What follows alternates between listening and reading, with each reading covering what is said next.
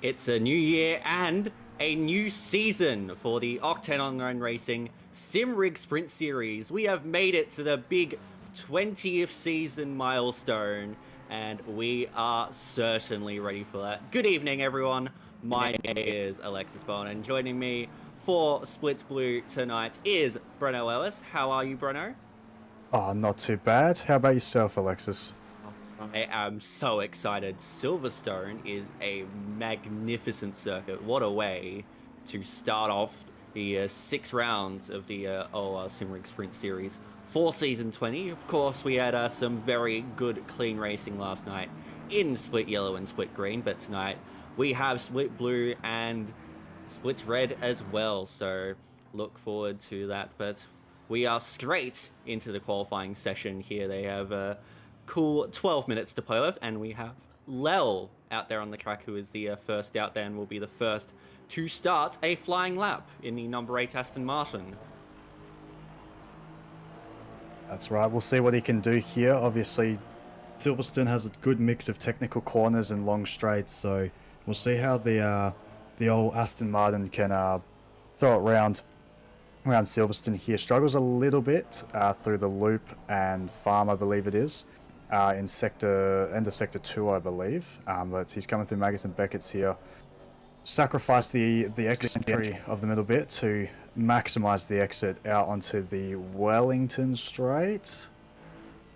Maybe Hanger straight, this one. Hanger Straight. There we go. Almost.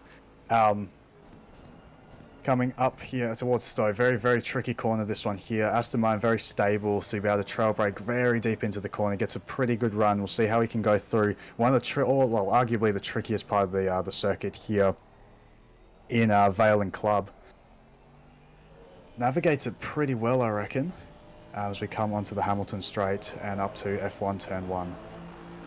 So far the lap seems pretty well hooked up from Lel and the Aston Martin. Coming up to Abbey, does have to shift down to get the turn, and of course the Aston Martin won't be the most responsive on the front end.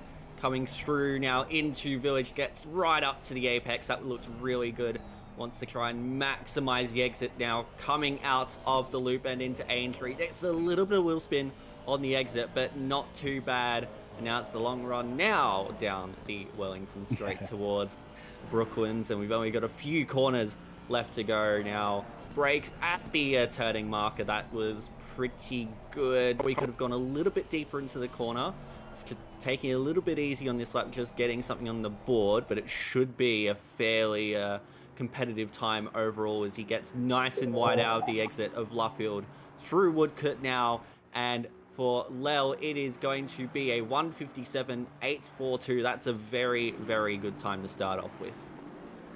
100%. If you're straight into the 57s, you know it's going to be a good qualifying for you, as we see Josh Holmes come across the line for his first lap into the 57s as well, exactly a 10th off of what Lele could do on that first lap. So we'll see how this progresses. Still just under 8 minutes to go in the qualifying session, so still 3 or 4 laps for most of these drivers. So we see now Bob now 59 flat into P9, just behind Lewis there, also in the McLaren. It's got a very decent spread of cars. You can definitely see there's probably a few more in the McLaren, a few more in the Aston Martin, but overall, it's a solid variety here as we see one of the Bentleys, and no, you are not seeing things. That is Mike Crick driving a Bentley. Everybody look out. It's happening. Easy, nearly loses it.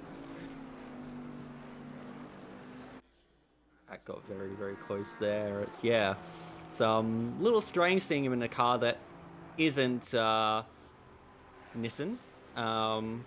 However, I guess if you had to choose a car that wasn't a Nissan, the Bentley's probably close enough as we look at Conboy, who looks to be on invalid lap time. He's currently sitting in P8 with a 58.6.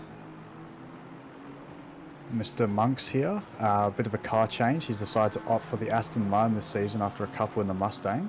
Currently 3/10 up on his time. He does lose a little bit on the exit there. Couple corners to go. We'll see. This will be good enough for a provisional pole. Gets the slipstream off JC coming into Brooklands. Gets a bit wide as a result. Probably just got compromised a bit in the braking, but overall he's still on track. to potentially go fastest out of the lot, provided there's no improvements elsewhere. Well, it does improve to a 57.8. Monks is going to be very, very close, and he does go faster by 17 thousandths of a second over the other Aston Martin there of Lowy. That is a great pace from Nathan Monks. Yeah, and we've got Brown here as well, in Provisional P4 at the moment as a Pro-Am driver with what looks to be 58.4. There's a very, very good lap, improving just a touch. It's going to be just shy of a 10th across the line. Drops down to 5th as Thistlewhite puts in a much slightly better lap time. So we jump on board here with Murphy, 3 tenths up and gaining and gaining and gaining coming out of the final corner. Comes across the line, 5 tenths up is going to put him just shy of pole position. Porsche very, very good here. I quite enjoyed it last night. So we'll see how the Porsches go. There's a fair few on the grid. Only 3 of the 5 actually here tonight by the looks of it, looking at the entry list. But a couple guys have jumped in it, so curious to see how they go. And in Split Red as well, we've got a couple new drivers to the Porsche as well. Indeed, Porsche's always been a fairly popular car. Maybe not so much this model of the Porsche, but generally it's been a fairly popular choice amongst many of the drivers, as we see Spence now move up into P6. Look at how tight that is from P1 to P7 at 3.5 tenths. That just goes to show how competitive Split Blue is, and there's a good mix of different drivers with different classes. Of course, the top 2 are both silver class drivers, so it's going to be intriguing. But we do have Murphy on a very, very good lap so far. Does lose a bit going through the Vale chicane, but is still on track to match what Monks and Lowy has done. Yep, that's right. A little bit more through this final sector here, but I can't blame him for losing time there. It's such a tricky section. Any bit of wheel spin, and it's very, very easy to do. You lose all the time. Loses a little bit more here, and it looks like he goes deep on the brakes, so he's going to lose it all on exit.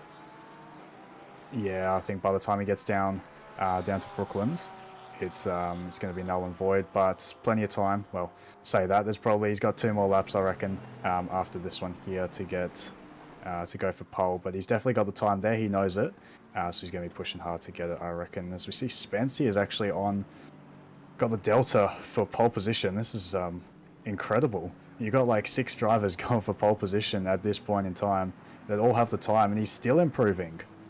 I think we keep an eye here on Spence.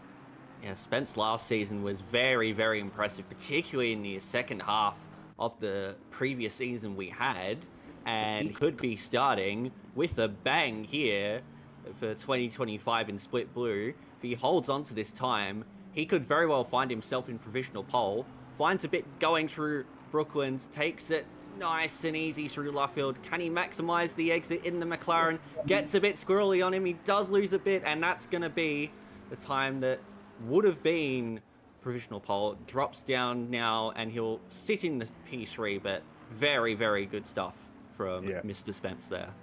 Yeah, less than a 10th off pole position. He knows he has the time. He invalidates, this is going to be tight, because if he had fuel, he had 2 more laps to go again. As we see Lele, I don't think that's actually an invalid lap. I reckon that's just he's come out the pits and good old ACC Nordschleifer thingamajigs. A little bit down. As we see Rondinella here, 4 tenths up. Bloody hell, another one that's going for pole position. Look out. This is very exciting qualifying here tonight.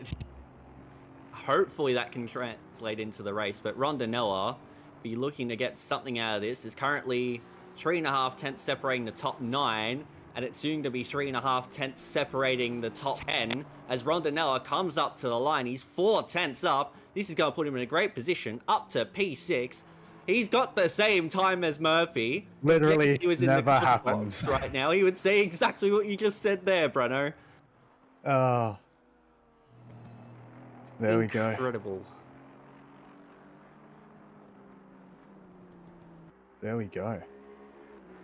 So here is Monks. He's about a 10th and a half down at the moment, and I reckon this, or he might get across the line in time for one more lap, but I think this will pretty much do it for him. So he has to go all guns blazing now, and that was a really, really good line running through Stowe Court. Now into the Vale chicane, you can easily lose a lot of time, but equally gain a lot of it as well. And he's matching his delta right now. On the exit, does lose a little bit as Josh Holmes now goes into provisional P1 with a 57.7. Look at how tight it is. Yeah. I mean, they say Split Red's the fastest split, but Split Blue is certainly the most competitive. Look at that. I can't even see, like, 5/10s, I reckon, goes down to almost P13. This is insane. Also, Kugali, a new bloke, like the Octane Online Racing, I believe. Currently P8, 3.5 tenths off the pace in his number 67 Aston. So, see how he goes. Currently P3 in the silver class. Yeah, I have seen a little bit of Kigali. He does have a fair amount of pace in him, but yeah, as you say, P3 in silver class, not too shabby at the moment. As here comes Lele, he's halfway through his lap, and he's about a tenth and a half up. That would be enough if he holds on to it to take that P1 position back from Josh Holmes, who was in the pits. So that's the best it gets for him, a 57.7. They really came out all guns blazing because Lele's first lap was basically his 57.8. He was at 57.85, I'm pretty sure. But that's very, very wide. That's going to compromise his run. So it's going to be very, very tight as he gets to the final few corners as to whether he can take that provisional pole position back and take that from where he started this session. But coming through Brooklands, he's taking a nice tight line, but he's lost time overall. So I don't think this is going to be enough for him. Although, coming through Love Field, no, it's not going to be enough. Close. He might still get Monks here, but it won't be P1.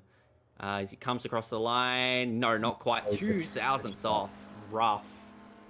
There we go. Bub now comes across the line, goes into P4, a tenth and a half off of pole position.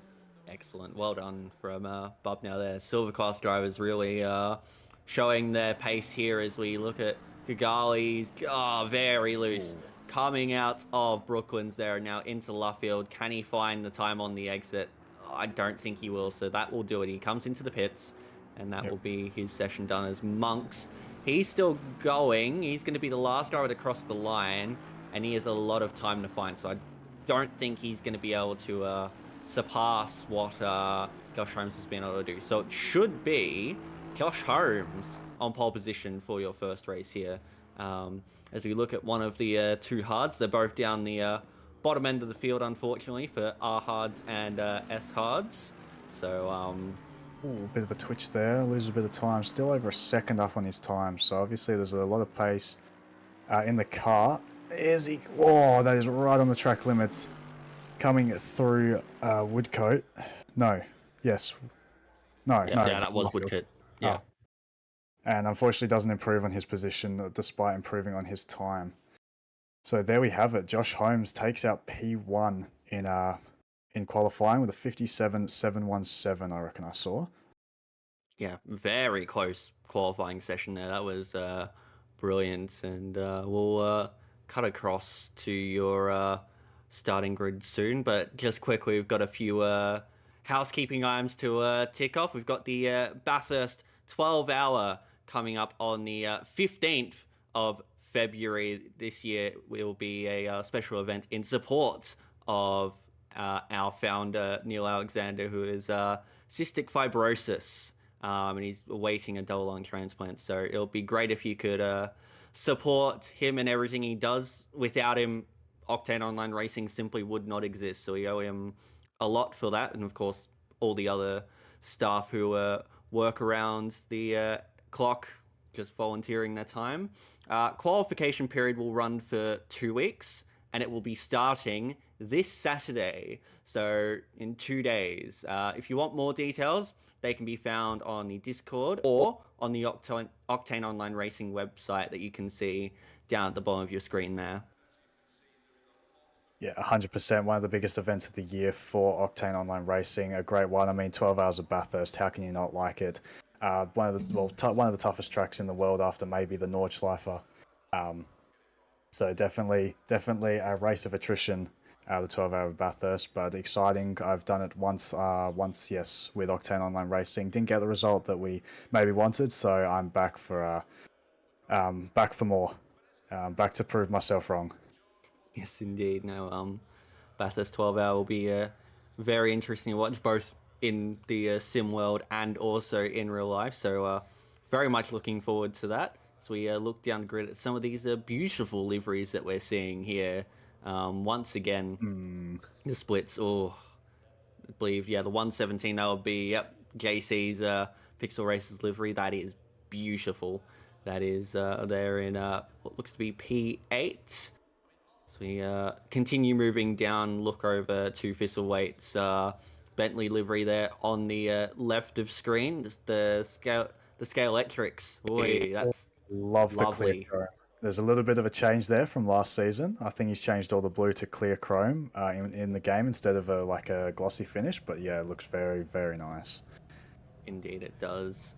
Continuing down as some, yeah, very solid liveries down. The McLaren F1 liveried car, the Red Rebel Racing, the Spidey car, of McKellar there.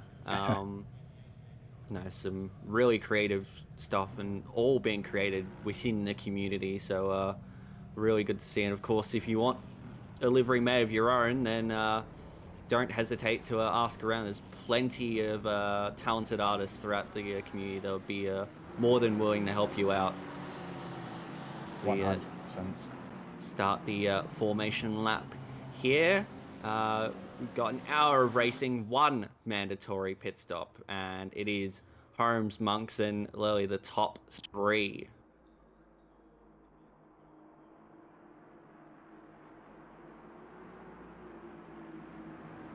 So, did we have any thoughts on that qualifying session and any predictions for this upcoming race here, Bruno?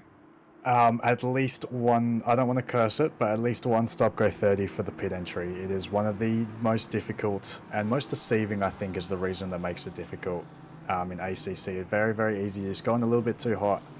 It's caught me out not more than once in the past, so I reckon the pit lane's one to watch out for.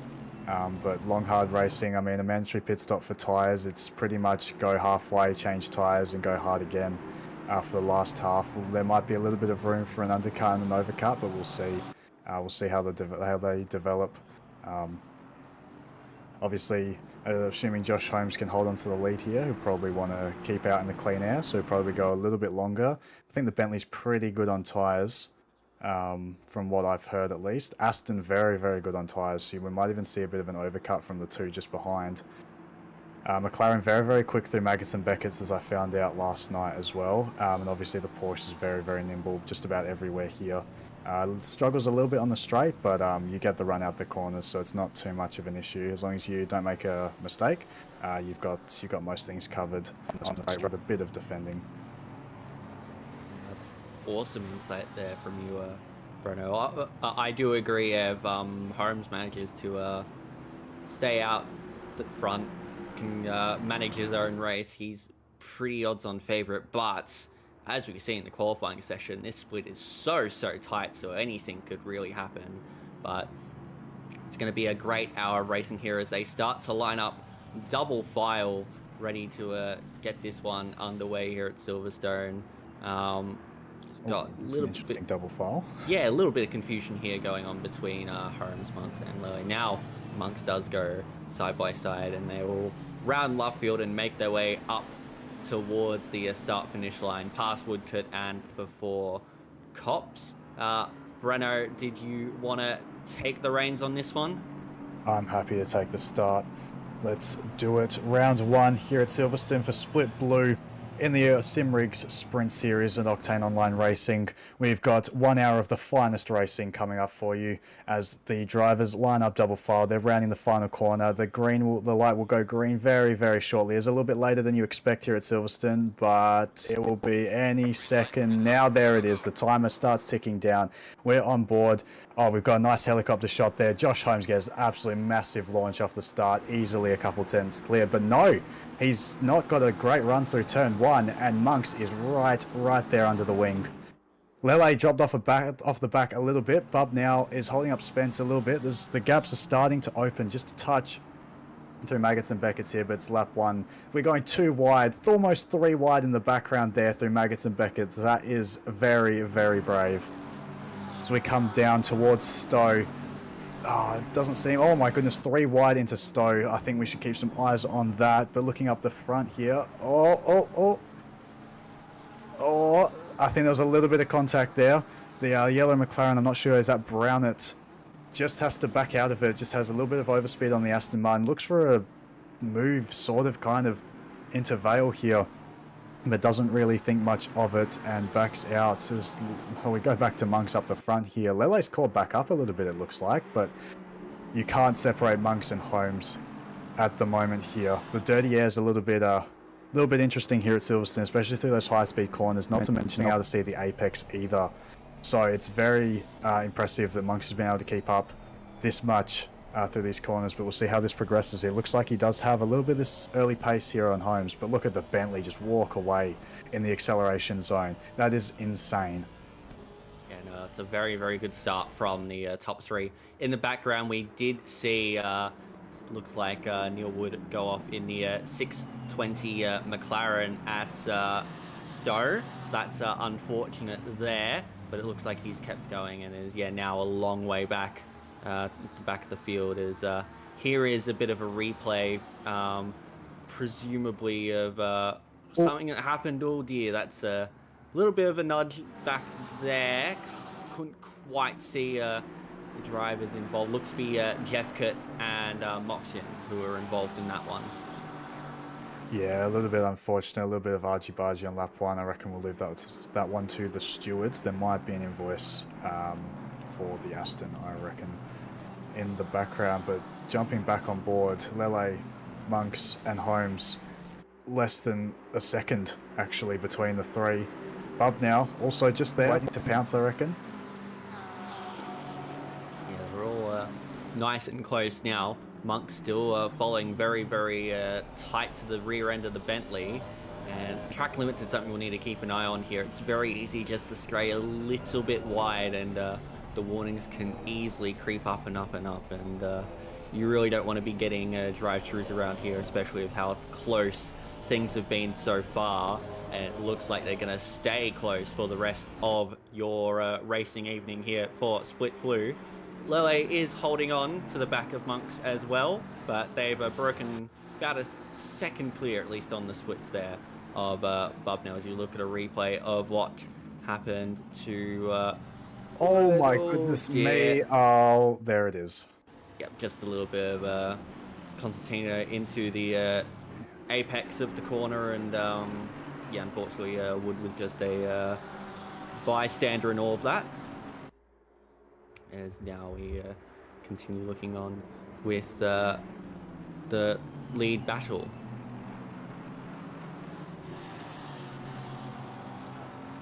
Monks closing in. He's going to try and get the slipstream out of Lovefield. Can't really do too much about it here. I'd say the best opportunity for him will be on Hanger or Wellington Straight, but he did have the fastest lap briefly, but Tony Spence with 58.592. He looks like he's got great pace behind Bub now and is looking to put pressure on his fellow McLaren compatriot, but for the moment he does stay there in P5 behind the 165 McLaren. Yeah, correct me if I'm wrong, but I think he got the jump on Murphy off the start. I don't remember 2 Porsches being right behind one another, so yeah, we'll see how he goes. Definitely got a pace advantage at this point in the race. Over the last couple, we'll see Monks just all over the back of Holmes through the corners. The Bentley gets a bit of advantage with the acceleration, but the Aston's just there. You can't shake it. Monks is doing a very, very good job in the number 81 Aston Martin. Brilliant livery on that one. It's also just seen a little bit of the undergarments at the back of the Aston, just a little bit of a cheeky nod. That's what it is. I was trying to figure out, I'm like, did he forget to paint the panels or something? But no, that's pretty funny. I think there might be a bit of an inside joke, like somebody said, like, oh, that kind of looks like some budgie smugglers, and the jokes progress from there, I reckon. But yeah, beautiful livery. You can't go wrong with British racing green, and it's all the more fitting on a British car. That's it. it just works so perfectly. And right now it's giving him some great pace at this British circuit. So we'll see what happens, but Harem's equally doing very, very well out front to quell the pressure that Monks is putting on, because it does look like Monks has the superior pace at this stage of the race. But of course, we don't know what sort of fuel loads they're all running. Yep, that's right. I think most people will probably fuel up for between 55 to 60%. I personally fueled up for, I think, about 4 laps over halfway, just in case I did feel like going for the overcut. But yeah, be curious to see how the strategy plays out. As you can see there, Jamie Conboy just go a little bit wide. He has set the fastest lap of the race with a 58.537. So JC has plenty of pace. In fact, all the top 9 really have great pace. Brownett just not quite on the same level.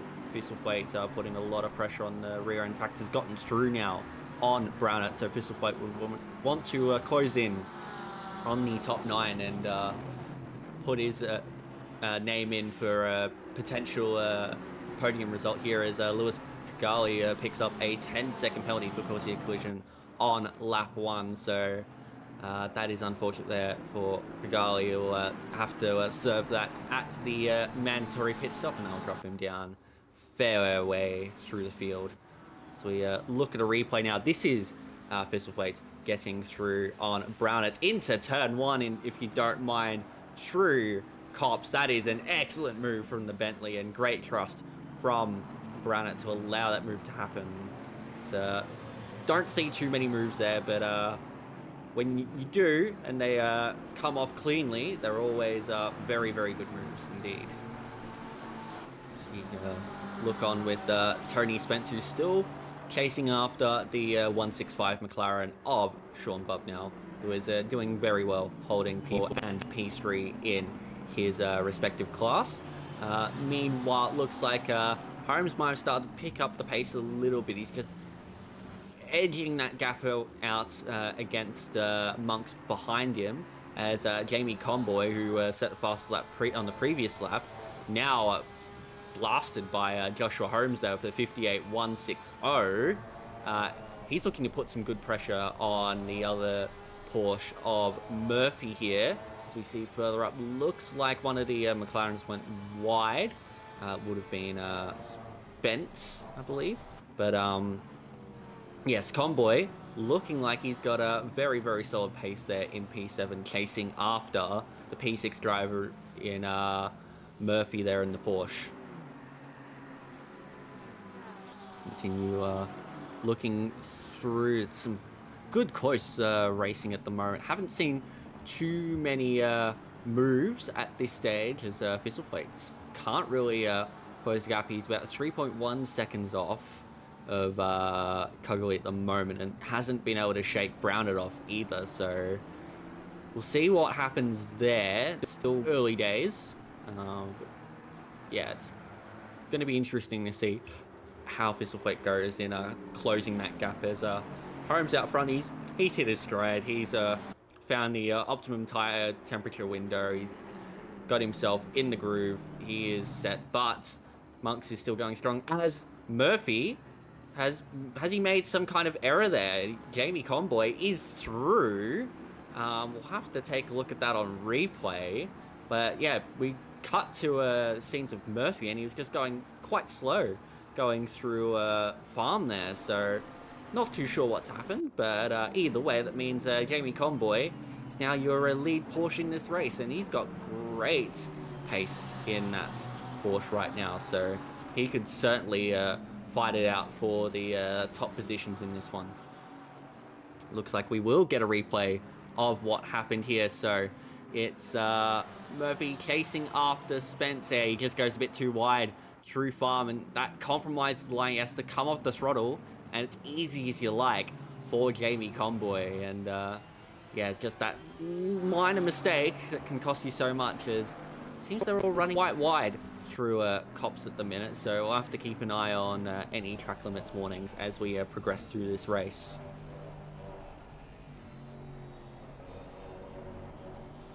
On board now with Lewis Cugley, who has that 10-second penalty received from causing a collision on lap 1. He's chasing after fellow Aston Martin Jane Rondinella, as Monks still putting a pile of pressure onto the back of Holmes, gets really close to the rear end on braking into the Vale chicane. But even with the pace that Holmes is showing, Monks is equal to it right now, and we could be in for a very good fight for the race win all the way through this one. Pit stops will be crucial. That is a mistake from Nathan Monks. Go ahead and say that, oh yeah, this is going to be a great battle for the win, and error there from Monks, and he's going to drop behind. Oh, is he going to drop behind Bob now as well? He can't really stay at the track for too long. He does do it nice and safely, but Bob now is going to get great run because Monks' tyres are all marbled up and ruined, so easy for Bob now to move up into P3. Now Spence is going to put the pressure on the Monks while he recomposes himself, although Monks, he's going to have a go up the inside. He does pull out of it. That was smart in the end.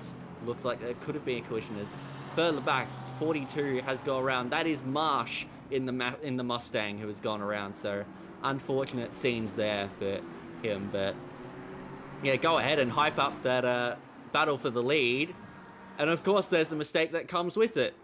So we take a look at the replay now. Yeah, just loses the rear on entry. He did well to save it, and just tried to find any place he could to get back on track with some tarmac to assist him. But yeah, Nathan Monks, costly error, drops him from P2 right on the back of our leader Josh Holmes into P4 right in this battle with the two McLarens. So very interesting developments here at Silverstone for round 1 of the Octane Online Racing Simrigs Sprint Series for Split Blue. Jamie Conboy is looking at a potential move on Spence's. Spence does go a little bit deep, but that turn in on that McLaren is just so good, even compared to that Porsche. So I think Spence is able to use that to his advantage at this stage, but got to give credit to him. He's done very well so far, leading the Pro-Am charge ahead of some very fast pro drivers and fellow Pro-Am driver Rondinella. So good stuff from Tony Spence, continuing on with his stellar form from the end of last season. Now he's going to go for it on Nathan Monks. Monks may have just made a little bit of an error. That can't make it. And now that's going to open the door for Jamie Conboy up the inside. That's very close. There is a bit of contact between the two. And, well, they managed to stay in formation. There'll be nothing of that. But that's compromised now, JC, as it looks like Murphy is going to try and have a go up the inside into Brooklands. And Murphy, can he get back ahead of JC? JC's going to try and switch it up and take the outside line, going into Luffield and get that exit, but I don't think it's going to be enough. So JC trying to get P5 has ended up losing P6 to Murphy and drops down into P7. Yeah, pretty difficult to go around the outside of Luffield. I don't think I've ever seen it successfully be pulled off. So pretty bold, but JC didn't really have anywhere to go, so you just got to sort of maybe take a wider entry, sort of focus on the exit and just see what you can do, even if it means just holding position, because he's got two Aston Martins just behind that are very keen to hunt him down.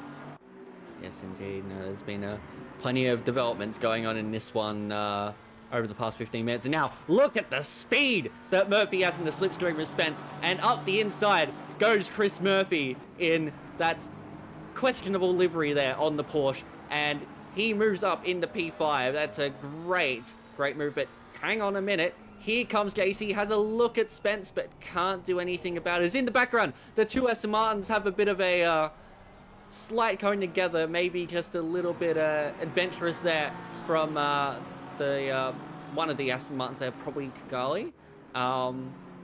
Yeah, very tight stuff there in the background. As JC just goes a little bit wide, it's going to compromise his run through Farm. As we take a look at the replay, this is on board of Kigali. Gets very low on the brakes. Oh, that was close. Oh dear, that could have been disastrous. Yeah, I reckon there was not very much between those cars.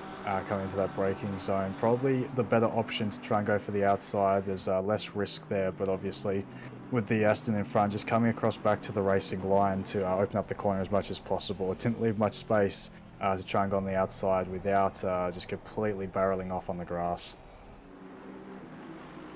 Yes, indeed. It is Monks who made that error earlier on. He's going to take an early pit stop, as is what looks to be Comboy, if I'm not mistaken. Yes, it was Comboy. Yes. So Monks and Comboy into the pits 44 minutes ago. Very interesting strategy. I did see this from, I think it was Lucas Marshall last night, pitted with, he got stitched up in the qualifying. He qualified P2 and then something happened on the grid and he started all the way back. So decided to pit with about 10 minutes into the race. Didn't work out, I think, as well as he would have hoped. Undercut a couple drivers that he was probably faster than anyway. So we'll see what this strategy does for these two here. But honestly, I don't know if the guys are going to be as good. Well, they're not going to be as good as the people that pit halfway or even later. And I don't think you'll make the time up. And track position isn't the most critical here at Silverstone. Plenty of places to overtake. Yes, indeed. Well, he's actually had pretty solid pace so far. He's only a second behind home, so he's doing well, and he's broken that gap to Bub now behind to out to 3 seconds. We've had a few questions about the car choices from the drivers in the split. JC's done it. I didn't see a stop go 30 there. He has done it. He's done successfully pitted. No way. Take a photo, everybody. Somebody clip it. So things that you never see. Drivers getting the same lap time in qualifying. Mike Crick in a car that isn't a Nissan. And Jamie Comboy getting a pit stop correct. Well, what do you know? No. The pit stops are very, very difficult. So it's easy to make errors. So always good to see it when the drivers get it right. Of all, as I said earlier, of all the lanes in the game, this is the most forgivable to get a penalty at. It is one of the most deceiving. You always think you can barrel in, and then the pit line's right there. As soon as you crest the corner, it's right there. Yeah, it's so deceiving. But yeah, just on the car choices, we've had a few questions about that. Dasbok asking, is this split Aston? Clamaras, did the Nissan turn up? And of course, the Octane Online Racing account asking if Mike Crick accidentally clicked Bentley. Although, just quick, we've got a little bit of a battle here between Brownett and Harsh Kumar. Kumar couldn't get anything done on Brownett on that occasion. Going into Maggots and Beckett's, he has to be careful behind because he's got Steve Lewis all over his rear end in the 959 McLaren. Should be okay for now, so he should be safe to discuss the car choices. Yes, there is plenty of Aston Martins in this split. We've got a total of 8 in this split. Only 7 are out there tonight. Nissan, there is a Nissan out there. Unfortunately, it's just a bit further down the field. There's only the one Nissan out there. Out of the other cars, we've got 3 Bentleys, including Mike Crick. 3 BMWs. I don't think there's any of them out there tonight in the BMWs. 4 Ferraris, 2 Fords, no Jag, unfortunately. Thank you, Race Control. We've got 7 McLarens, 1 Mercedes, 1 Nissan, and what looks to be 5 Porsches in this split. There you go. Also, can we talk about how gorgeous Harsh Kumar's livery is? Oh, it's brilliant. The red and gold is incredible. It's stunning. Reminds me of, I think it was Lawrence Vantor's livery for the Macau World GT Championship. Oh, yeah. The Tsingtao. For all of our Chinese viewers, I apologize for me absolutely butchering that. But that livery, I can't wait for somebody to recreate an ACC because I will run it in a heartbeat. Yes, definitely is. Speaking of Harsh Kumar, he's coming into the pits, gets on the brakes, and he should be fine there. No, Red Rebel Racing always produce some banger liveries, and yeah, that red and gold one for Kumar is no different. But yes, yeah, Kamaris, the Jag is certainly one of the cars of all time. It's not the worst thing in the world. There is the Rita. after all. Yep. But Yeah. the Jag is it's not bad to drive. It's just slow. It's suboptimal, to say the least. Well, I remember there was a portion in, like, I think it was early 1.9 where the Jag was an absolute monster. Oh, the McLaren just backs out of it there. Look for the move into Vale, but decided better of it, and Murphy lives another day. But yeah, I remember the Jag was an absolute monster at Monza for some portion in time. It was doing high 45s there for whatever reason. But other than that, yeah, an interesting addition to the game. I think it's just there because it was a GT car at some point in the last century. Yes, definitely. I mean, we have seen the Jag win a race in the Sprint Series before. It was a while ago now, but it has happened. So, I mean, regardless of the car, I think you can take any of them to a win in some capacity. It just depends on your skill set and how well suited the car is. Yeah, Season 7 is what we're hearing from Race Control. Thank you, Race Control. Smiley face. Some OOR lore there for you, for all the Yes. viewers. I didn't even know that. I need to go back and see if I can find that on the YouTube streams. I'd love to see that. And Chris Murphy pulls into the pits, decides, actually, I don't feel like being stuck behind Bub now anymore, and he's going to go for the undercut here. We'll see how that plays off for him. Obviously going to have slightly worse tyres, but he might get the undercut, and a couple of drivers just ahead of him. You know, I think that's pretty smart there from Chris Murphy. Didn't look like he was going to be able to make a move on Bub now, but overall it looks like he probably had the superior pace. So that's smart in the end as we look down at the driver who is leading the stoppers, and it is Nathan Monks, who is a fair way clear of Jamie Conboy at the moment, even with that area. He's just gotten past Hards there in the Nissan. So starting to make some progress back through the field, but you won't really see where he ends up until everyone's made their stops, which still a little while away yet.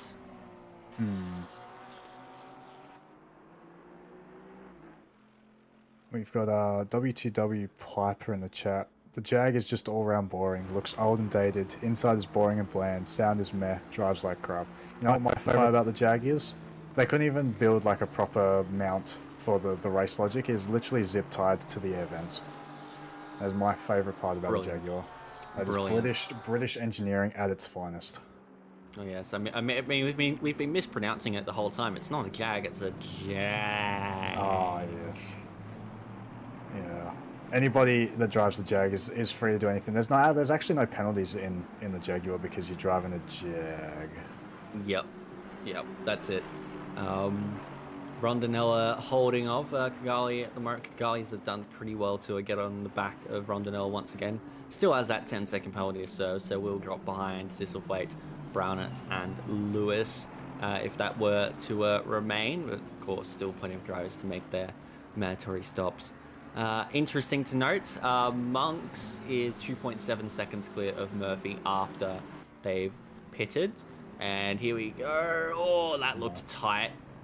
Bit safer there from the Aston Martin on that occasion. Yeah, very, very interesting. I think the guys that pitted very, very early, so Conboy and Murphy and Monks at the start have sort of maybe not really meant to do this, but they've started a bit of a cascade here that everybody's just pitting really, really early. It's interesting, like everybody's scared of getting undercuts, now they're just all pitting, so it might also, like, it might honestly be the best strategy because everybody's going to have older tires at the end of this race.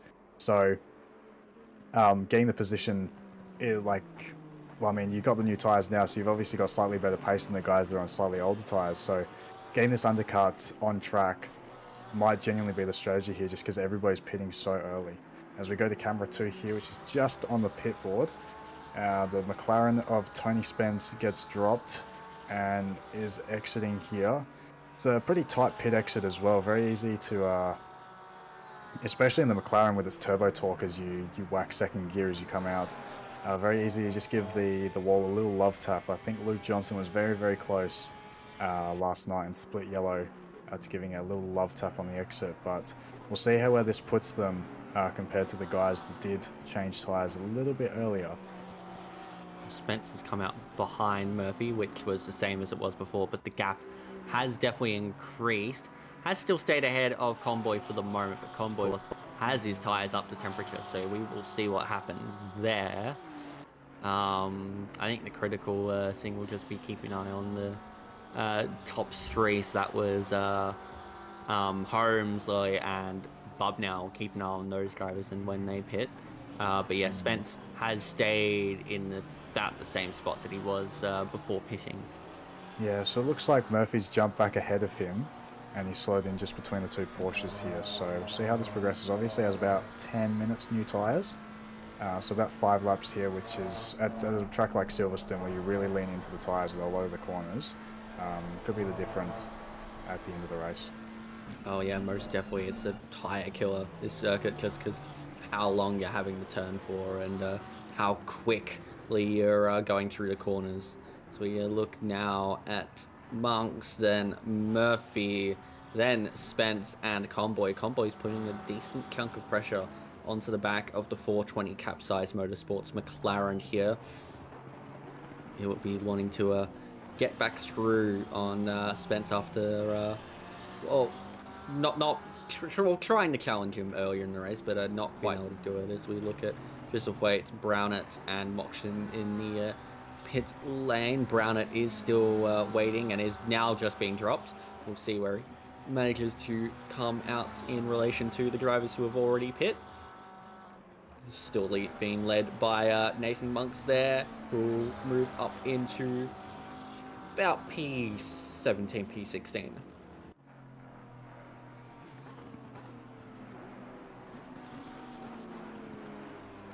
When the timing board updates, which it has, I don't think so. Will very, very shortly. Yeah. There it is there at we P16. go. So, and Lely's put a good pile of pressure now on Holmes. So Holmes is not free from the shackles of an Aston Martin just yet. No, he's sticking around like a bad scent at the moment. Lele is not giving up. He's just always there, ready to pounce. A little mistake from Holmes, and Lele's right there. If he leaves the door open, Lele's right there. So we'll see how this battle develops. This race might honestly be won in the pit stop, being this close. If they come close into the pits, it could be the difference between, you know, braking that little bit later into your box. Yeah, that's it. Or who attacks the pit entry, who's the bravest in the pit entry. Yeah, it's going to be interesting to see what happens, whether we see a potential undercutters. That's Brownett up the side there of what looks to be Rondinella, just being held up here a little bit by Hards. Oh no. Contact here, and now that's going to allow Harsh Kumar up the inside. That'll be just play on there. Run off the track. Yeah, that was just the McLaren, the good old McLaren turbo torque on the exit. Just gets a little squirrely, and lucky the Aston was there to straighten them up, but no harm, no foul. Side damage from for Rondinella. So, bit of a back and forth here. The GTR might be going into the pits. That's why he's hugging it tight. Yep. And these three resume their battle. The McLaren actually didn't lose much at all, to be honest, going off the track there, so he'll be pretty happy. Yes, indeed he will. But Rondinella leads Kumar and Brownett in this battle. Looks like Kumar didn't quite get the exit he wanted out of Cops, and that's going to allow Brownett to have a look into Maggots. Can't do anything about it on this occasion, so they hold position.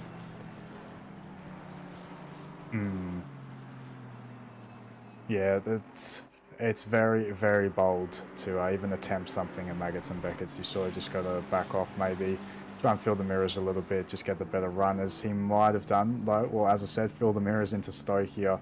You really got to focus on the exit from Maggots and Beckett's. Not really much can happen through the corners. You just sort of got to stay as close as you can, which is easier said than done through such a high-speed section of the track. Looks like Kumar goes a little bit wide, but the McLaren does struggle a little bit to get the power down, as we have the two Mustangs going at it. Got Marsh and Curtis here. Is he going to go around the outside, which then switches to the inside? He is too. Gets the move done easy as you like. Diabol's there.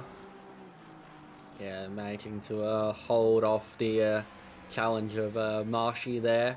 Although Marshall looks like he's still going to try and challenge Ben for this position. Two Mustangs going toe-to-toe as we see Nash has come into the pits.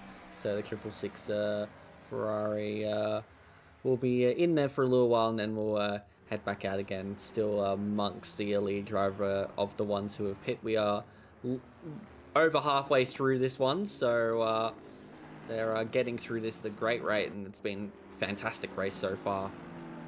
Yeah, 100%. Silverstone's just one of those tracks, very, like, so wide, as we were saying before. It's very wide, really lends itself to racing. Plenty of places to go for an overtake, and plenty of space to, you know, like an overtake takes two drivers, so plenty of space to leave the other driver space. I'll be curious to see when these two come in and if they follow each other in, or if one's going to try the one lap undercut on the other. We did see that last night. Both Torfik and Giacomin both came in at the same time, really didn't give themselves the opportunity to under or overcut each other. Unfortunately, Torfik got himself a stop-go 30, just had a bit of a brain fart while coming into the pits, so Giacomin got away with that. And there it is. So the Aston's going to go for an undercut, I reckon. Oh, that was close. Well, I think that's the perfect pit entry, if I'm being honest. That was super tight from Eshan Lele. Oh dear, that's going to be interesting to see whether that was actually within the speed limit or not. As now here is Monk's trying to go around the outside of Hards there in the Mercedes, and he's not going to give up without a fight. Is Hards here, so that's going to compromise Monk's now, make him very frustrated, I'm sure. But they are on the same lap. They are fighting for position. Here we go. This will tell us a bit more information. He was over. Or I reckon he might just get away with it. Depends, as Monks just gets him in the braking zone into Luffield here. Yeah, it's interesting. That's the other problem with going for a mega undercut like that, is you are going to probably have traffic. As a 712 just returns to garage, I just caught that. So obviously some issue there that he wasn't happy about, and just decided to park it up. But yeah, the undercut doesn't help when you do hit traffic, because you lose plenty of time. Looks like he's gotten away with it. Wow, that was so tight, so tight. He did get away with it. Wow, mate, I think you should go buy a lotto ticket or something. That's, yeah. If we're able to, Mr. Broadcaster Man, can we get a HUD replay? I'd love to see what kind of speed he was just across the line. As we've got Paul in chat saying, what sort of pace are these guys running? Trying to see if potentially I could get involved with this myself. We have different classes here at OOR, so you have Pro, Silver, Pro-Am, and Am, and obviously all the classes have different pace associated with them. So the top guys are probably doing low 58s, 57s in the race, and it goes down in about second and a half increments from there. So the AMs are probably about 3 seconds off the pace or so. So if you're anywhere within that range, we're happy to have you along. We do also have an Academy series as well that runs on Tuesday nights if you're free for that. Really good to teach you the basics of racing, and obviously you've got a bunch of other guys that are around your pace as well. So you're not getting like immediately thrown in the deep end with some of the fastest guys in the region. Yes, here we go. Wow. There you go. You should buy 2 lotto tickets, I reckon. Yeah, but buy every single lotto ticket you have, because that's... Yeah, it could be potentially a bit of desync. I have seen that. I'd like to see what it was on his end, because it might have been more like 53 on Lele's replay, and that might have been why he wasn't given it. But, I mean, I'd say that's about as optimized as you can get the pit entry, to be honest. And it's going to make it very interesting, because Holmes has just been dropped, and he's going to be coming out of the pit lane very shortly. Lele is going to come through turn 1. They're going to be side by side. I think Lele is going to be able to get ahead. He does have to run very wide. But we've had a change for the provisional lead here. There you go. One lap is all it took, plus that incredible pit entry. I reckon that's everything that had to do with it. Nah, Lele is, what is that? We'll wait for the gaps to update, but it looks like about 6 tenths to me, 6 to 8 tenths, I reckon, in front. Wow. So we'll see what Holmes can do. Obviously, 1 lap newer tyres doesn't really make too much of a difference, and the Aston's really good on tyres. But we'll see if the fresh rubbers give him a bit of a pace boost, because it certainly did for me last night. Yeah, that's just incredible how he managed to get it pretty much bang on within like the margin of error that the game allows for. It's just Oh, bit of insane. a twitch. Oh dear, don't make Oh. those errors, please. No, all right, I'm not talking about Lowe anymore. No. Yep. I already cursed one Aston Martin earlier. I'm not doing it again. Let's. I think we go on board with Spence and Murphy. They look pretty close. As we see, Bob now has come into the pits. Curtis going for the very, very long overcut. Oh no, See Curtis is still waiting to come into the pits by the looks of it. Yes. Here is Oh. oh dear. No. Oh no, we've had a repeat of last Oh, night. yikes. Oh no. Oh dear. Yep. Yep, that's going to be an invoice. This is why we say to hold the brakes. Yep. Anyways, Ben Curtis has decided to stay out, so congratulations, Bowles. You lead the race. Yep. But yeah, ouch. That is. Yeah. Yep. It's unfortunate there for the Nissan of S Hards, but yeah, gotta. Even when you've been hit and you get spun around, you still gotta try your best to avoid falling back onto the racing line. But that's something we all learn. So take the invoice and move on and try his best to learn it.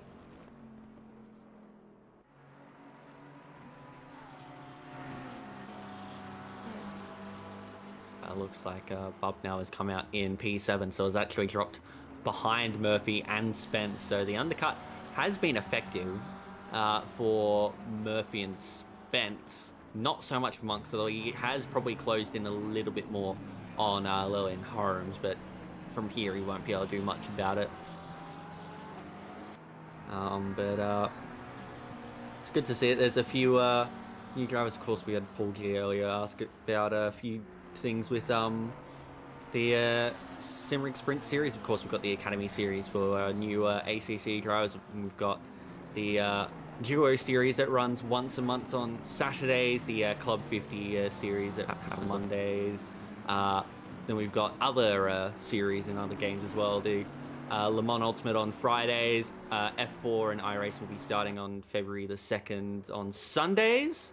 AMS2 on Sundays as well of historic F1s. Daytona 2.4 hour on the 9th of February in AMS2. And of course, we've got the World Rally Championship game, the next season kicking off very, very soon.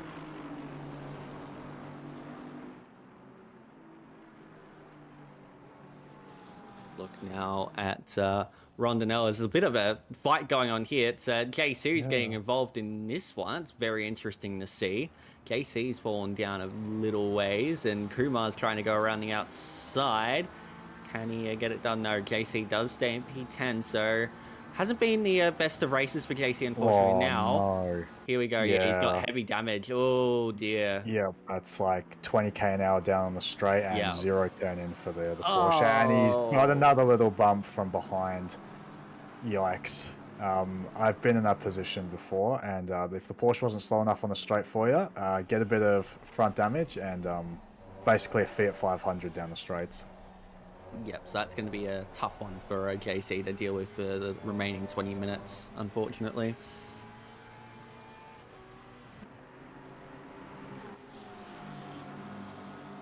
Here we go, around the outside goes Brownett, and here comes Lewis as well, and Kigali right there. Convoy defending the inside as much as he can. Kigali's going to get the ascendancy over Lewis, is now going to try to go around the outside of Convoy into Vale. Convoy defending the middle of the track. That's about what you'd want to do in this sort of situation. But yeah, he's still side by side back in the background between Kigali and Lewis. Lewis around the outside into Abbey. Does get it through on Kigali and stays ahead there in the real time of spin car.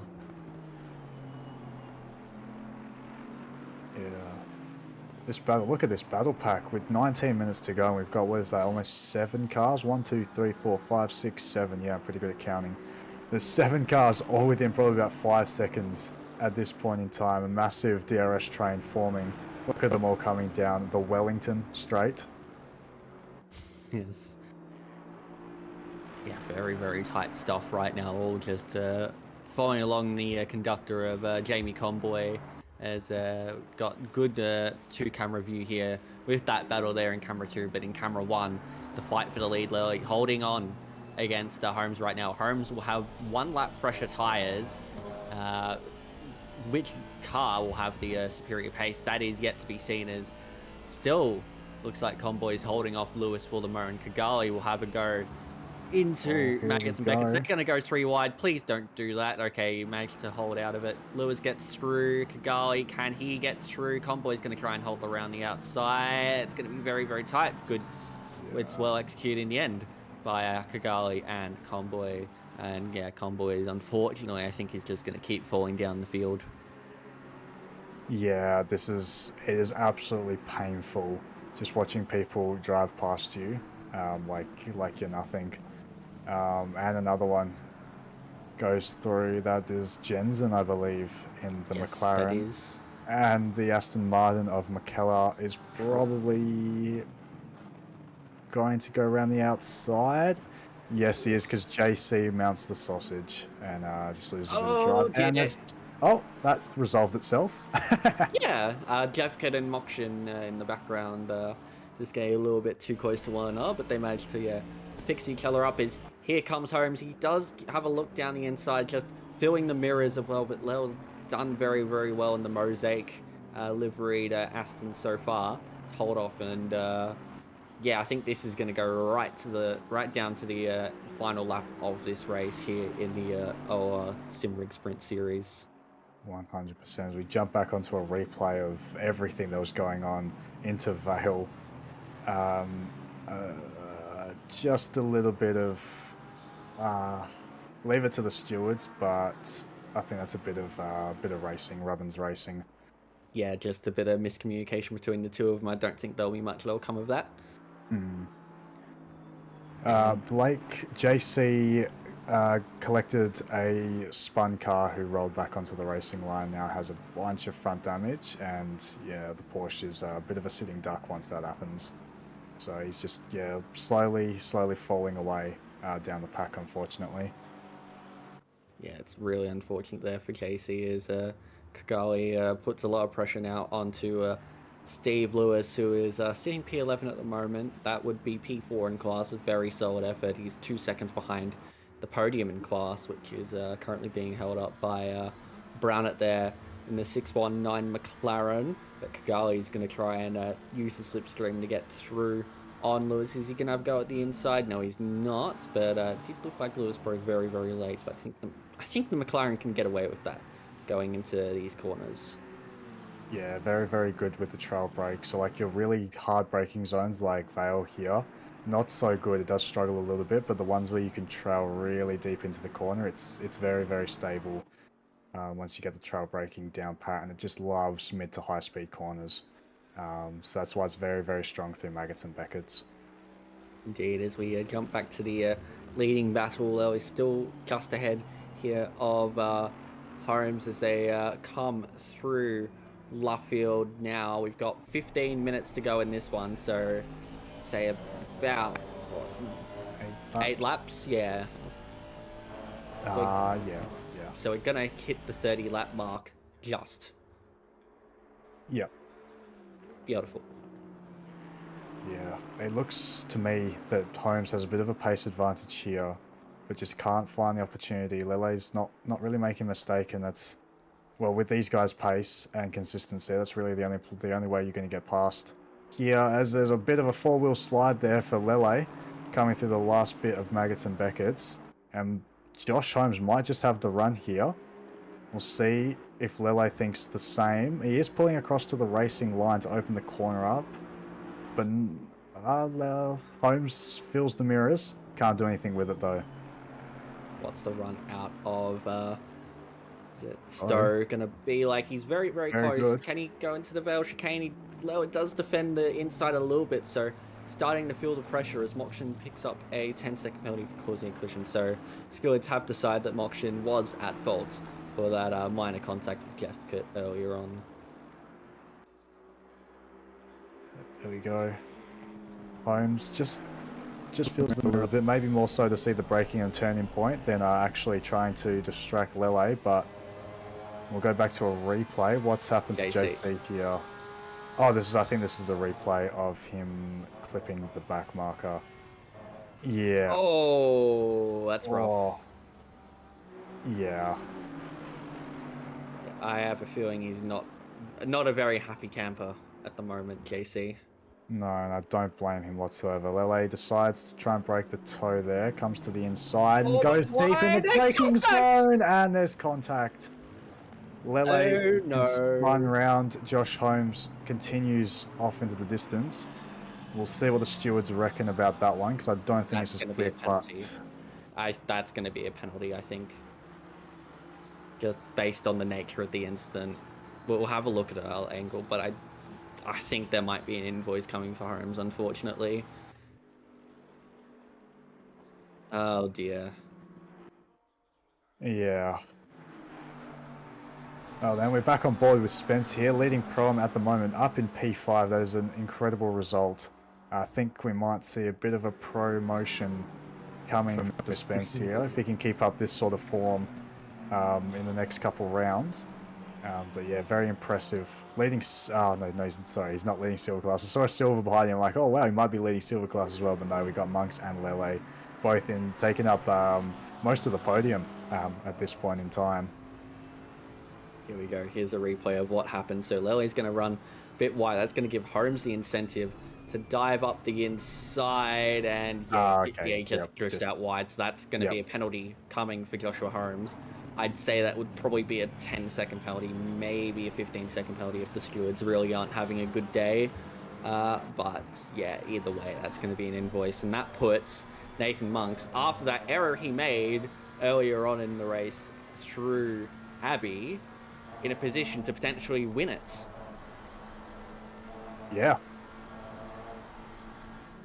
There we go. I mean, Lele is just right there. The timing hasn't updated just yet, but as of the last split, it was only 4 tenths that separated them. We're still 12 minutes to go. Plenty of time for things to happen. So we go back to Bub now and Spence here. I believe Bub now is on much fresher tyres. Yes, that is correct. So we'll see if he can make a move. Obviously, equal machinery here, so not the easiest thing to do. Looks to the inside. Can't make anything of it. Has to stick behind through Luffield here. We'll see what he can do. He'll obviously have a lot more grip through Maggots and Beckett, so if he can maximise the run, we might see a move into Stowe. But as we come to camera 2 here, we've got the battle for the lead, and they are nose to tail. Monks and Lele. Aston on Aston. Joshua Holmes gets a penalty for something. I can only see Joshu underneath the Silverstone there, so we'll see what his invoice is when it gets applied in game. It looks like it will be 10? 10, 15, I'm not too sure. 15, yeah, there you go. Right. So stewards believe that the contact was avoidable enough and considerable enough. No. As Brownett unfortunately picks up a drive-through penalty for track limits. That's the first track limits we've seen. Spence defends the inside against Bob now, but goes deep, and that's going to allow Bob now through up into P5. Yep, a move at Stowe. Not the move I was expecting, but a star move at Stowe nonetheless. And yeah, Bob now up into P5. Takes he was P3 in Pro class, Silver class already, but moves up a couple more points for his championship. As we go back to the leaders here, again, nothing really separating them here. Well, I say the leaders, I mean the net leaders, once Holmes' penalty gets served, as Lele goes a little bit wide there. Not the end of the world, as you can recover it, because it's such a short straight to the next corner, you can sort of recover it. Spence is, well, I mean, Bub now hasn't pulled that much on Spence as I'd expect through one of the quickest sections on the track. We'll see how that battle develops. And Murphy just ahead as well, so Bubnow we could have an all-silver podium here. We very well could, because that 15 seconds will be very, very costly to Joshua Holmes. He may have the fastest lap of the race, but you'd almost say he's certainly not going to be on the podium with the current gaps the way they are, unless he really starts to put the laps in. But even then, we've got less than 10 minutes to go in this one. I just can't see it happening. Yeah, it'd have to be about a second a lap quicker than both Monks and Lele. Oh no, sorry, 15. I was thinking about 10. Yeah, no, yeah. It needs to be a second a minute to pull that gap to null and void that penalty. I think at this point here, we drop down just behind Spence. I think Thistleway is just a little bit too far back to capitalise on that penalty. So P1 to P6 is a bit of a disappointment, but the big stick's there for a reason. Yeah, that's it. And I think, yeah, thinking about it, was probably the right decision by the stewards to do the 10-second penalty instead of the 15-second penalty, sorry, instead of the 10-second penalty. It is harsh at the end of the day, but still, I think it was the right call to make. And again, as you say, the big stick's there for a reason. It's for those here we go. Here we go with Lewis. Don't go for it into Abby, please. Thank you. That's compromised his line now, going through farm, so he's gonna have to wait a bit long. Just caught him at the wrong moment. Yep, it's frustrating because you have to back off so much more, and then you lose the run through there, and you're just like, oh, I've lost so much time, and you got to wait to catch back up again. But better than sending something a little bit silly and getting yourself an invoice. So props to Lele there. Chose the right move, as frustrating as it is. It definitely is. Bob now, he's only 0.8 of a second behind Murphy at this point. We very well could have an all-silver class podium here. Yeah, those the undercut, the tyres are starting to probably not feel the greatest, I would imagine. And Monks was the first of the drivers to pit, so he's going to be feeling the worst out of them all. Lele was one of the last. Yep, Lele definitely has the tyre advantage here, and you can see that through the fast corners. Like, he's just gained a fair chunk on Monks through turn 1. Very tricky corner, turn 1. Very, very easy to go wide. As we see through Maggots and Beckett's, I think a little bit of that dirty air is affecting Lele there. He just drops off the back a fair chunk. But we'll see what he can do on the run up to Stowe. Yeah, dirty air can be a real killer pretty much anywhere you go, but especially at Silverstone towards the latter stages with how many fast sweep corners it has. But yeah, going to be interesting to see whether Lele can actually make the move back up in the P2 and retake what is the net lead in this race. Gap to Holmes between himself and Monks is 7.5 seconds, so would need to double that advantage to hold on to the race win. So yeah, I'd say at this point it's pretty well clear that Holmes is not going to win this one, barring any catastrophes behind him. Yep. And I hope you haven't just jinxed it there, Mr. Bowen. I really hope I haven't Mrs. Bowen, sorry. I really hope I haven't jinxed it. That's would be very, very awful if that was the case. But regardless, the race we've seen here has been excellent. As we now see Sean Bubnow all over the back of Chris Murphy going in to Brooklands. Is he going to go for it up the inside? Sticks the nose there, but backs out of it. He knows he's got time, and he knows that he wants to do it cleanly to be able to take this position on the road and give himself the best opportunity to take P3 away from Holmes with the penalty. Yeah, 100%. At this stage, you know you've got the tyre advantage. You've probably got the pace advantage as well. 58.3, very solid lap time from Bubnow, that last one, even with being held up by Murphy, just a touch, I reckon, just being just behind. So he's going to make the move when he knows he's confident he can make it. There's no point doing like your half sends or trying to just bully the nose into the corner onto the apex. We might even see him move here because the McLaren very, very good through here. Might just get the run. The Porsche's pretty good on the initial acceleration, but slipstream plus a better exit. Porsche, not much you can do. He's gonna kick one eye forward and one eye back because Spence hasn't let him go yet either. So he has to be very, very careful of whatever moves he does choose to make. And meanwhile, further up, Lele's dropped back a fair bit. He's now 1.4 seconds back from Monks. So we'll see what happens there. There's still 4.5 minutes to go. But Monks may just be pulling ahead enough to hold on to that net race lead. Yeah. I mean, as you said, like there's still 2.5 laps to go. There'll be 2 more after this, I reckon.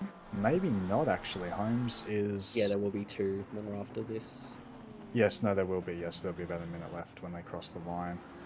As we might see it here, Murphy's going to be a little bit compromised with that tighter line. Spence getting very optimistic there.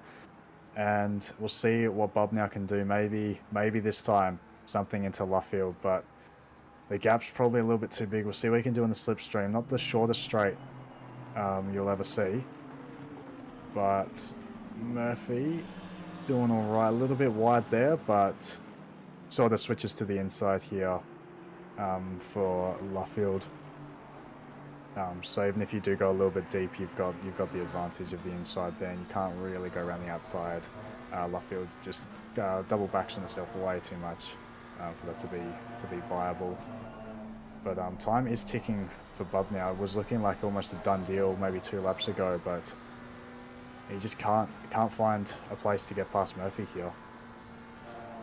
Yeah, it's time starting to tick down, and he's going to be making the move soon. Murphy is looking a bit loose and does run a bit wide. That's going to give Bob now the incentive, and he's in the slipstream.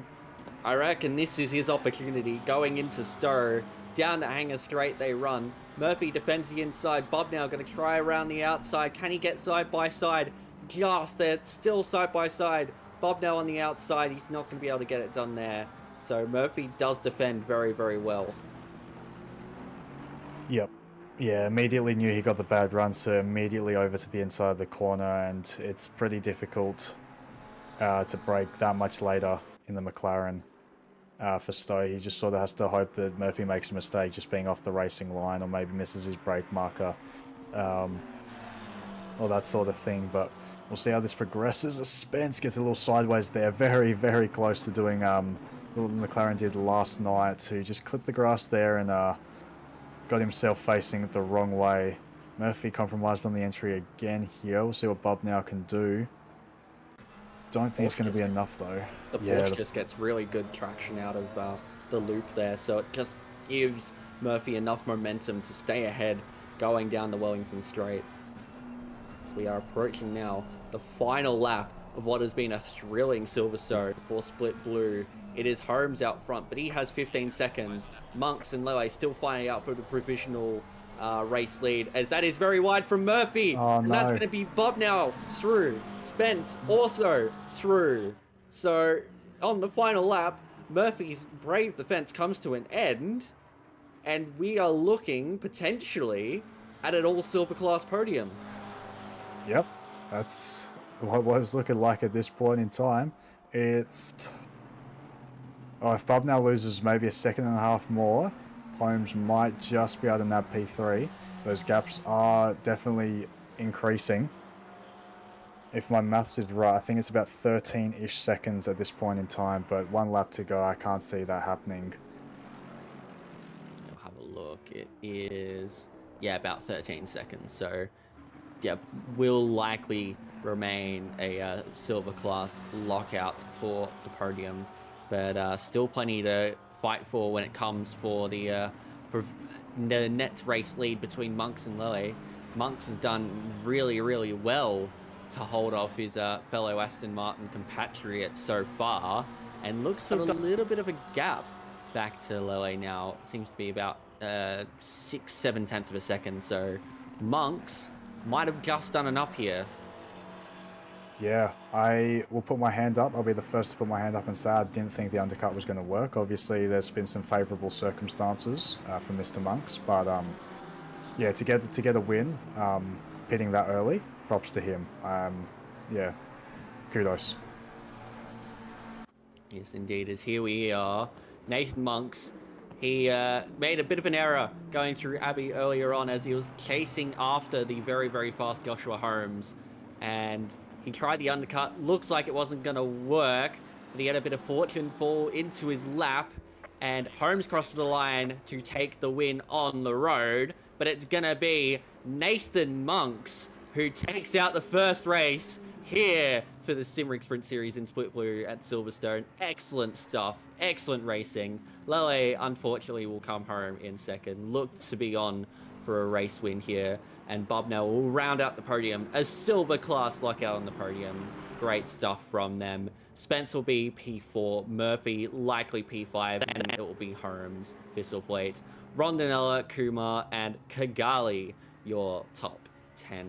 Lewis just outside the top 10, but he does finish on the Pro-Am podium with Jeffkett, Jensen, McKellar, and Mokshin just behind that. As there is the glitch there. Oh dear, Nathan Monks has gone flying as Jamie Conboy sets the fast lap with a 58-1. He clearly came into the pits just trying to do whatever he could, but that's just some way to celebrate there for Nathan Monks. Yeah, I don't even know what I'm looking at. It's certainly something. The joys of missing collision. Oh, look my at where goodness, he's look at him covering. go. He's on the track. I know. Wow, I think that'd be faster than my qualifying lap. What's going on here? Wow. He's got sucked into the tornado. Around and around he goes. But there you have it. That is round one rounded out for Split Blue of Octane Online Racing's Simrigs Sprint Series. Nathan Monks takes it out after an unfortunate outing for Joshua Holmes, who had the pace all day. Just a little bit of a coming together with Lele puts him behind, but Monks has to be in it to win it. Comes through to take the win as we go on board with Mr. Monks, who is flying upside down underneath the map.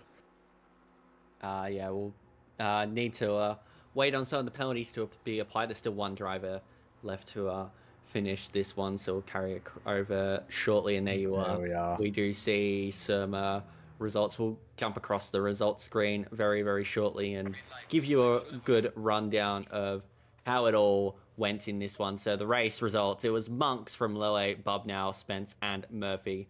Your top 5. Holmes did drop down to P6 in the end there. Then Fisselflate, Rondinella, Kumar, and Kigali. Your top 10 in the silver class, it was your podium sitters, Monks, Lele, and Bubnow, followed by Kumar and Kigali. Pro-Am, it was Spence. Well done to him. Excellent race. Rondinella, Lewis, Jeffkett, and Jensen. Followed by the M class with Nash, Marsh, and Hards there. Did you have a driver of the day selection there, Breno? I was thinking about it throughout the race. I think we've got to give it to, I've got to give it to Tony Spence. Absolutely mega drive. I hope it is Tony and not Toby. I think it's Tony. We'll give it to Spence in the 420 McLaren Pro-Am driver, P4. Didn't put a foot wrong the entire race. Incredible pace. So props to him. He's my driver of the day. Yeah, no, fair enough. I think I will give mine to Lele. It wasn't quite the result for him in the end with the contact there with Holmes, but the undercut that he pulled off, the pit entry was superb. So got to give my hats off to him for that. But yeah, unfortunately not the race win, but Nathan Monks, hats off to you as well. Well done. We will head into a short break, but after the break, we will jump into Split Red with your commentators, Brad Gosling and Jamie Conboy. But until then, thank you for sitting around for Split Blue. We'll have Split Red coming up in about 5 minutes' time. Don't go anywhere.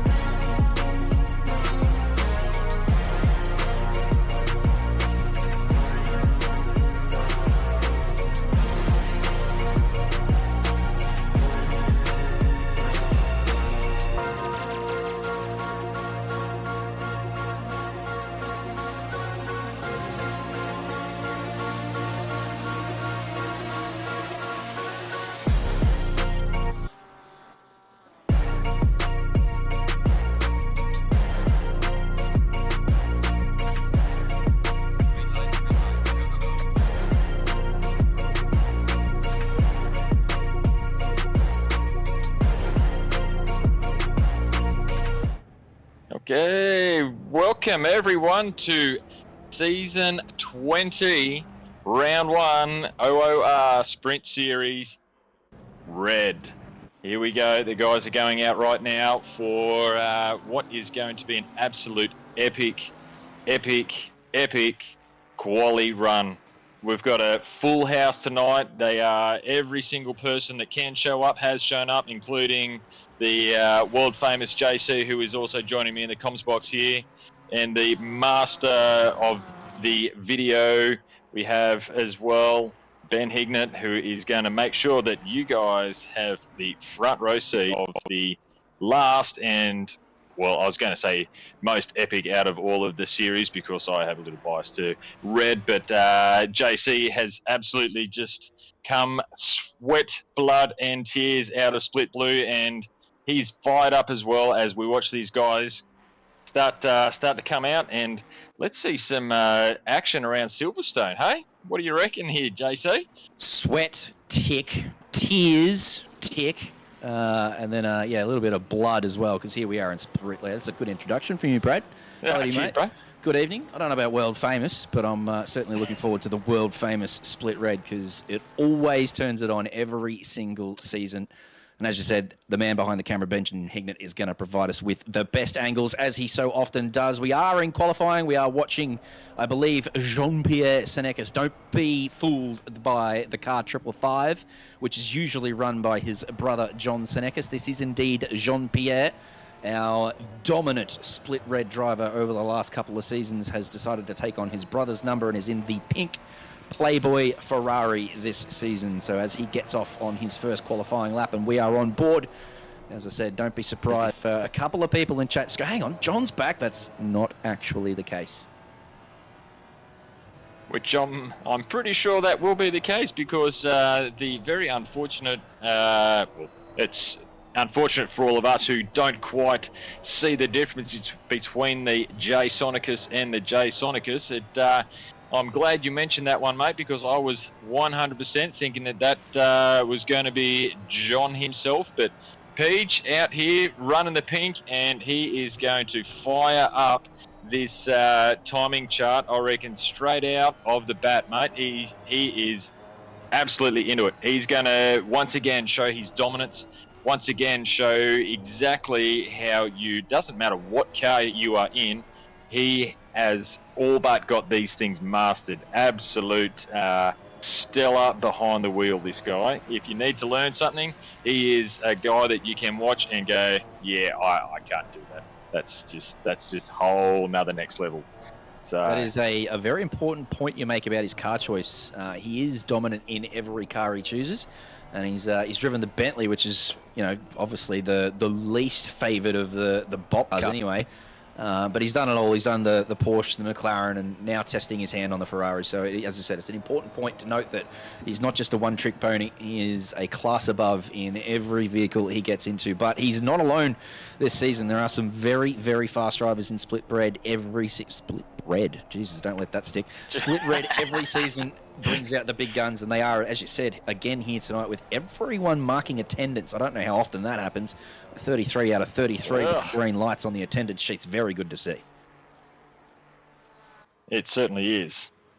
Certainly is. But yes, as we know, Split Red is the battlefield. Him and Lucas Keys are absolutely. Oh well, there we go. Straight up to the top. As soon as I mention his name, Mr. Keys himself, is these two just take it to each other like there is no tomorrow. The battle is always so close between those two, and as we see, even after the first lap, and as we know that there will be definitely tighter numbers, because Split Blue was just insane with how close all of those the qualifying lap times was. Just in like, what? How can you have them that close? Is ridiculous. We were talking about it before we came on air, weren't we? How the I think it was the top 14 in Split Blue were within 4/10 of each other, which is really, really close for a split. So it's a really competitive split. This split as well, there's a little bit of difference between the top end and the bottom end, but we're on board with Fadli Rahmat at the moment. Nirasada Rahi's out there. Struick's a new name, but he's well and truly up there as well. And as I said, Keys and Senekis is a really good top-end talent in this particular split, as you can see, with a 57.5 banker from Keys and only a 10th off Israelahi. So that's already half a second quicker than we saw from anyone in Split Blue. So, yeah, get ready for some times to tumble here with 6 minutes of track progression still to occur. We're going to see some very low 57s, I believe. Oh. Looking forward to it. Who is your bet on this season? We've had Key, as you said before, the battle between Keys and Senekis has been the one to watch for the last couple of seasons, and they've been in, as we said before, sort of unfavoured cars. Lucas has been in the Nissan, which hasn't had many of the bop laps done, and Page has been in the Bentley, which also hasn't had some super strong bop laps done. So now that they're both in cars that are popular in LFM and the Pro Series that have been lapped at every track, and they are pretty accurate in terms of bop, the Porsche and the Ferrari, do you think there's going to be a bit of an extra gap this season, or do you think they'll still be as close as they have been? Oh, well, I reckon these two, as you said, like, it's getting into some more well-known bot cars. Oh, mate, it is going to be a battle of the thousandths, I reckon, between these two guys this whole season. They're just going to take it to each other. Really aggressive cars to be able to, car choices for both sides between the Porsche and the Fez. Very aggressive. They both got strengths and weaknesses across the whole 6 of the tracks that they will be doing. So, I couldn't flip a coin to say which one of those two is going to take it out this year, this season. They're just heads and shoulders above, as we do see Keys has now just taken it back from talking about the thousandths. Well, we've got 500ths between Sonicus, as we are now back onto Ralahay, who is up, and he's up a lot. He's up 0.4, which is going to, if he keeps this up, it's going to put him into a provisional P1 as he's a bit wide. Just a little bit wide there through Abbey, and it's just, that's so unfortunate for that. But you can tell how hard he is really pushing that BMW, and I can definitely say that's a good car as Palmer once again flies the wings of the Porsche.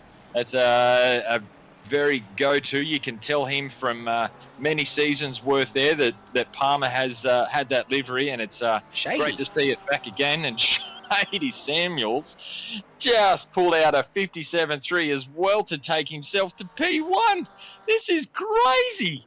Yeah, boy, oh boy. And still 3 minutes to go too. So as I said, the track got better and better as qualifying developed. So if these guys time their runs perfectly, I don't know whether Page has just pitted and put on new boots, and Lucas probably thinking the same thing. They're aware of the track progression over the last couple of splits, the 2 that we saw last night, and Blue obviously gone. The track has gotten faster across qualifying. So they'll have timed their runs, got some fresh boots on here for the last couple of laps. And I honestly expect us to get very, very close to a 56. Yeah. I would. I'd love. Has anyone actually made a 56 in the ACC GT3s that you're aware of at all there, JC?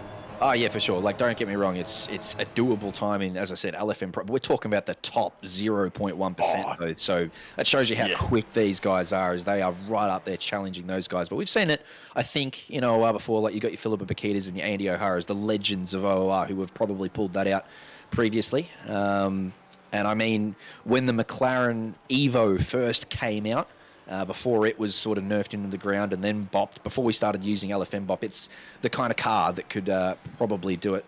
So, this is some pretty average temps too. I think we've had colder temps than this for sure. Demario Hasnam, welcome back to you, mate, by the way. He's 2028, so they are pretty good temperatures, don't get me wrong. But we've certainly had colder temps, before. So these are some super impressive times.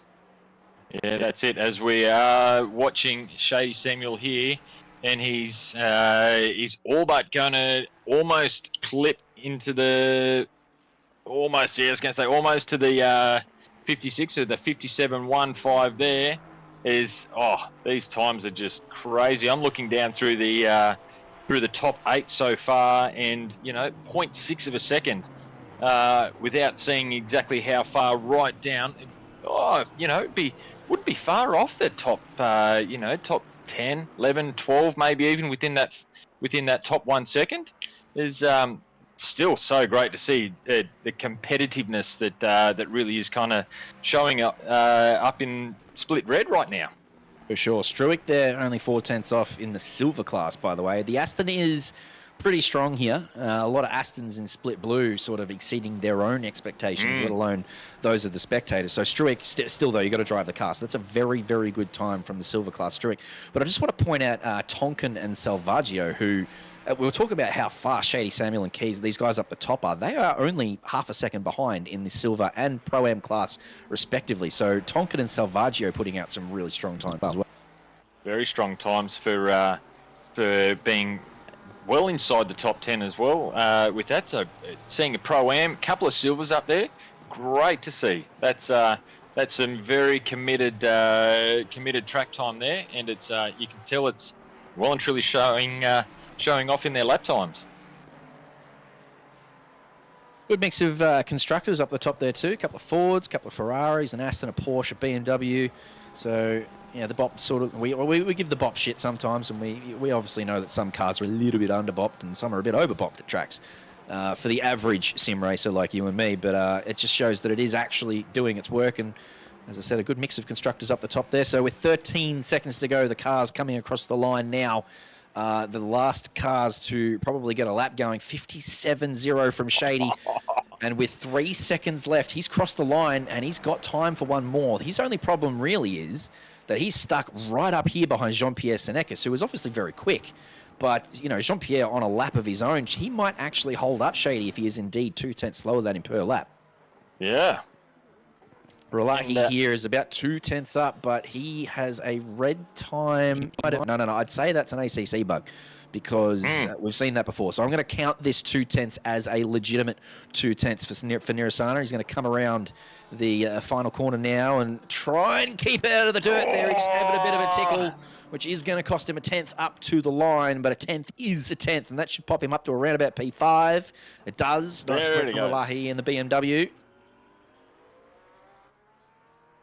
As they do the final last push here, as Keys also showing green in his sectors as he's coming through around the last corner there as well. And and he manages to get in front of Senekis for the moment at least anyway. So really, as you're saying, putting a new set of boots on, coming out for the last couple of laps, picking the gap, nice bit of clear air for them. And that has really paid well for Lucas Keys there as well. Fantastic to see there. And Rashmat also up almost 0.3. This is going to almost put him to P2. Whoa! Where did that come from? Two Fords lining up on the front row as it sits at the moment. This is Ricciuti 2/10 down as he comes around Luffield. So unless he's got a lot of time in this last sector, no, he does not. He's had enough of that one. Sadie Samuel, our current provisional pole sitter, is 9/10 down. That's a bit of an anticlimax. He's not doing any better, but he will line up from P1 on the inside as we come and get the green lights in round one. Rate quali session. Very well said, Craig Dale. That was exciting. That is as exciting as it gets in. Oh, I'm telling you, Split Red every single season. They turn it on for us. And again, here in qualifying, that is a banger. Oh, that's so good. I don't think it's quite. I was just trying to catch the side of it. Definitely the top 10 inside the 1 second. As we, you want to take us through some of the names here, JC? As we're doing the track walk. No, I'm not doing the names because I haven't got a HUD, so I'm not doing them. I'm going to pick out my favourite livery. Let's go pick out our favourite livery. So 2 pinks here on the second row. So obviously that's Keys and Senekis. We don't need a HUD to know that. That's a Fruit Bowl livery too with the grapes. It's a nice one from Lucas. Shout out to Fruit Bowl. And the Playboy livery for Jean-Pierre Senekis gets away with that one.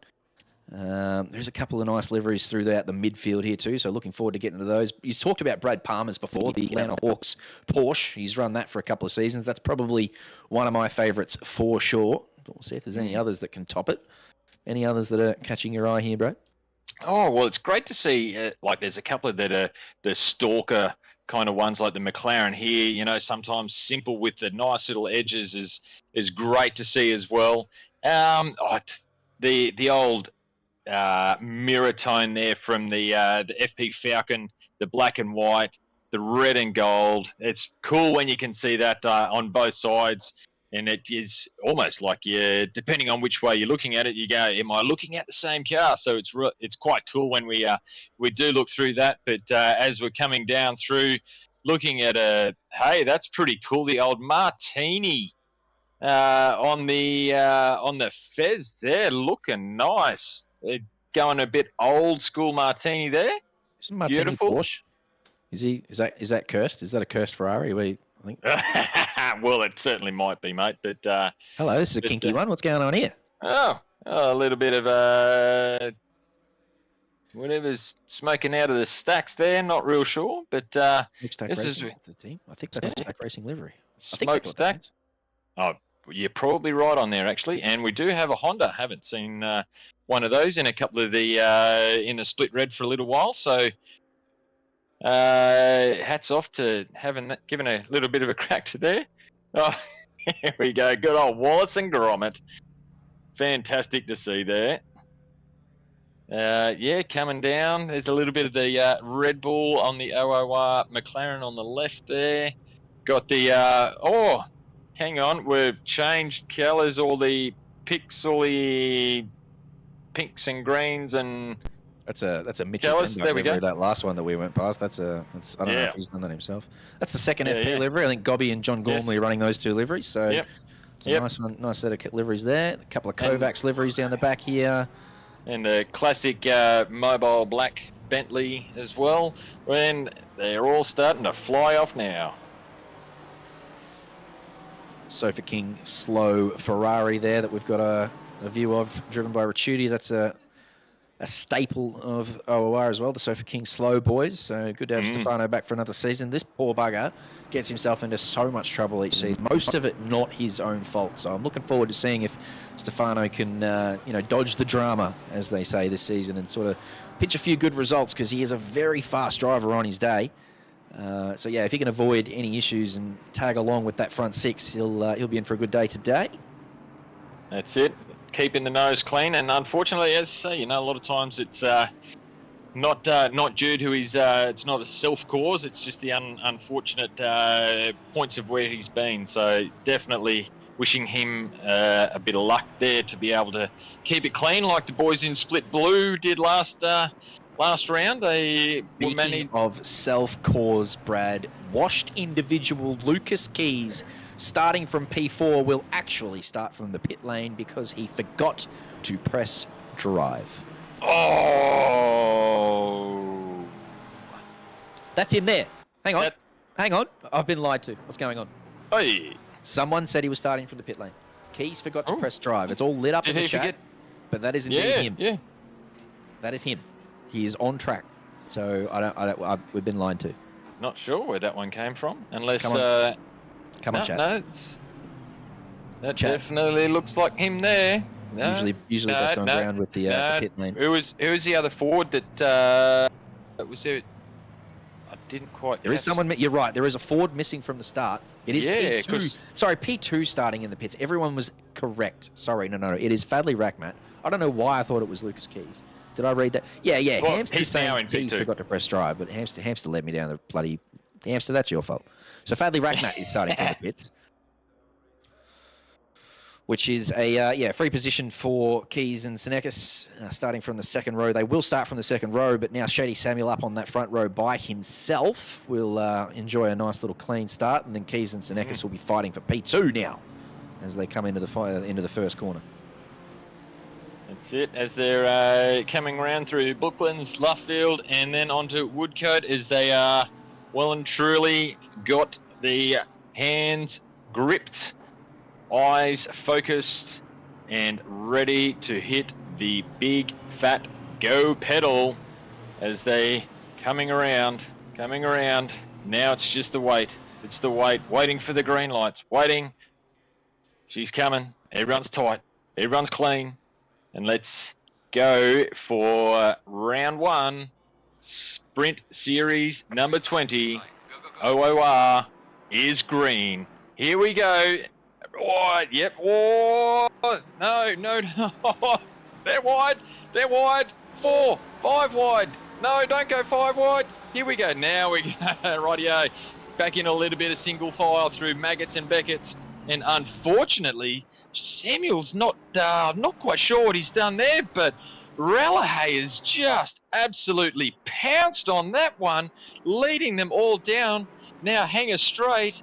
He's just absolutely, I'm not sure what happened, but he is just gone ballistic through there. And it wasn't Shady Samuel who did anything particularly wrong, because he's still got Keys and Senekis behind him. It's He's just behind he him. had a massive start from P4. We'll have to get a replay of that one.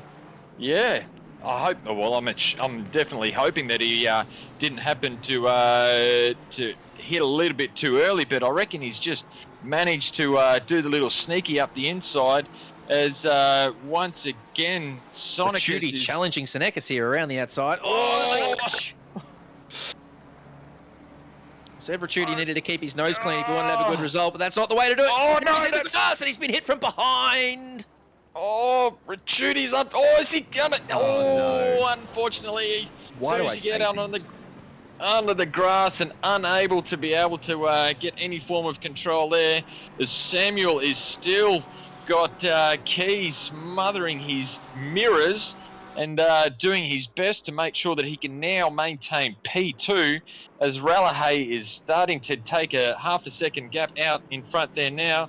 Savaggio has, unfortunately, he's ended up a couple down as well, but in amongst all the swamping of this, everyone is outside of that little bit of a tap there coming through Abby. Everyone has seemed to manage to keep everything pretty clean and tidy through that one. It's very good that it's straight. Wow, what a start! Yeah, pretty good and tidy lap one again. Relahi with the mega start. As you said, I'm not sure whether he jumped it or, but he did get a pen from the game. So ACC Kunos didn't hand him a penalty for whatever it is he did to get that blistering start, and he didn't just gain a position. He went from what was probably P4, I think, would have been P5 if not for Rackmat starting in the pit lane. I think we're gonna get a replay of it now. So he started behind the Porsche, and he's going to tuck in down the inside here, and there's a bit of a touch there, which just allows him to sneak on through. So obviously he's gained the inside thanks to Ruckmutt starting from the pits, and that's just paid off dividends as Lucas Keys and Shady Samuel just got into each other's business there a little bit around turn one, and he just profited. Thank you very much. You guys deal with that. I'm off. Bit of clean air, and see you later. But yeah, as you said, other than that, it was a very tidy lap one. There was obviously this little incident here between Senekis and Ricciuti. Senekis just holding his line, did absolutely nothing wrong. And I think Ricciuti just sort of coming across the slightest bit got himself into trouble, and then it all went from bad to worse to really shit from there for Ricciuti, who found himself in the wall. That's a lot of damage. And then he would have had to have rejoined safely. And then I did see, as they came around Aintree and onto the Wellington Straight, he was well off the road there with a couple other cars going wide with him too. So obviously not realising that he was wounded. Got him and got him probably and hit his door a bit. So anyway, he'll be in the pit lane now, fixing that up probably. There is a yellow flag in the back of the field. The car number 90-something. I haven't got my glasses on, but they're just recovering themselves. And speaking of, here it is. This is car 91 here. The very pretty Aston on the outside there just gets a touch. And it goes around thanks to car 11. So bit of a whoopsie for them. Jean-Pierre Senekis with the fastest lap. Didn't quite start off the way that he wanted to. I was just noticing him over that first lap. He was struggling to find a bit of pace in the Ferrari, but he's figured it out now, and he's got the purple lap, so he'll try and reel in the guys in front. Yes, now that he's got that extra little bit of temperature, just finding the groove. He's got himself a little bit of clean air here as well, so settle down. He's no stranger to battling his way back through the field and holding a great bit of pace too. As these top 4 guys are really holding together and starting to make a little bit of a gap there. You can definitely take a half breath between P4 and P5 as Struick heads the silver drivers, the procession there of these silver drivers from 5 down, right down through to P9 as well. And there's a few little battles still going on, but these guys, you know, maintaining, doing well. And early days yet. We're 5 minutes down and 54 minutes to go. So now it's well and truly too early days at the moment, but for all those who are unaware, there is a compulsory pit stop tonight for a set of tyres. You can choose to take them pretty much whenever you would like. So some of these guys, obviously there's lots of different strategies, but some of these guys that are probably going at good paces. I'm looking kind of down through the field there a little bit, as looking at Taylor there in P13 as he's making his way, threading his way through the field. You know, there could quite easily be a case of, do you try and pull up stumps a little bit early? Obviously, you don't want to do it too early and leave yourself completely exposed at the back end. But do you try and then do the undercut, the mid-cut, the line cut, and or what? But unfortunately, there's Sam O'Brien. Sorry, we're talking pit strategy there, but just coming up from race control, Sam O'Brien in the 420 had a 15-second penalty there. Not sure exactly what happened, but obviously in a bit of the biffing and barging, typical lap one shenanigans that go on there, and he's unfortunately been the bearer of the bad news. Shady's got a good run here. Shady's got a very good run here. He came around Stowe and he just got down alongside on their way down to Vale. And now through Club, he's going to have the inside. So this is Ford versus BMW. If you can get that Ford tilted in. Oh, he's just a bit of contact there. He's managed to hold on to it. And he might still have the tiniest bit of overlap here. Does he send it through? Turn one of the Formula One layout. No, it doesn't. Manages to pull out. But this has invited Lucas Keys now. Hello. The Porsche is going to be really good under brakes here too. This is one of its favourite sectors of the track. And he is. Look at the overspeed he's got there. He has to get right on the anchors to avoid going into the back of Shady Samuel. But that was close. Shady's car has been behaving very nicely over the last lap or so and has been putting Relahi under pressure. So there's a good instance there and a good little opportunity for the Ford. Didn't make it happen on this particular lap, but he is looking threatening. It's definitely letting Relahi know that he is not going to give up. He had P1 for a reason. He's there. He's quick. He's the quickest. And if you can't keep that up, he is definitely going to make sure that if the door is even remotely open, he is well and truly going to storm through that. So definitely keeping Relahi on his toes as he's coming through. So fortunately, he's been able to hold on to it for now, coming through Maggots and then into Beckett's as well, opening up a little bit of a gap. Oh, well, not that we can, it's hard to see from here, but a little bit of a gap there. So obviously got the setup very nice on the BMW through that first kind of sector, as he's just kind of opening up a little bit of a gap. But Sonicus is all over Keys as well. Is he going to? No, is he? Oh, no, he's been quite sneaky there, Sonicus. He's definitely making sure that Lucas is not opening any door as well. Yeah, he'll find it very difficult to throw Lucas Keys out. Lucas won't be having any of that shenanigans. He knows Peach very well. They are in a team speak call together as we speak.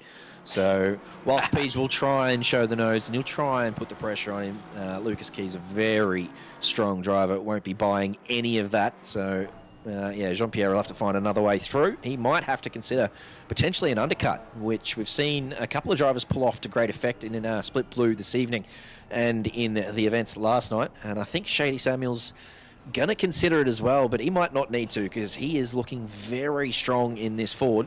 And the BMW is notoriously difficult on tyres and uses a lot of fuel as well. So the race pace of Shady Samuel here is looking really strong, and he'll actually be a little frustrated after putting it on pole that he's managed to get himself stuck here behind Relahi. But yeah, as we said, Relahi's good start has bought him track position, and it's all going well. Here's Brad Palmer having to defend from Alexander Tonkin, who has a look down the inside and does have a very good little bit of overlap. But there is no way you are going around the outside of Luffield. There is no, in fact, down the outside of Luffield. That is a little bit of a bump there from the Ferrari of Bartlett. and he does go on through, and Salvaggio follows on through as well. So Tonkin, after looking like threatening Palmer for the overtake, has actually just lost 2 positions for 1, as Salvaggio is going to complete that down into turn 1, and back down to P10, I think, for Tonkin.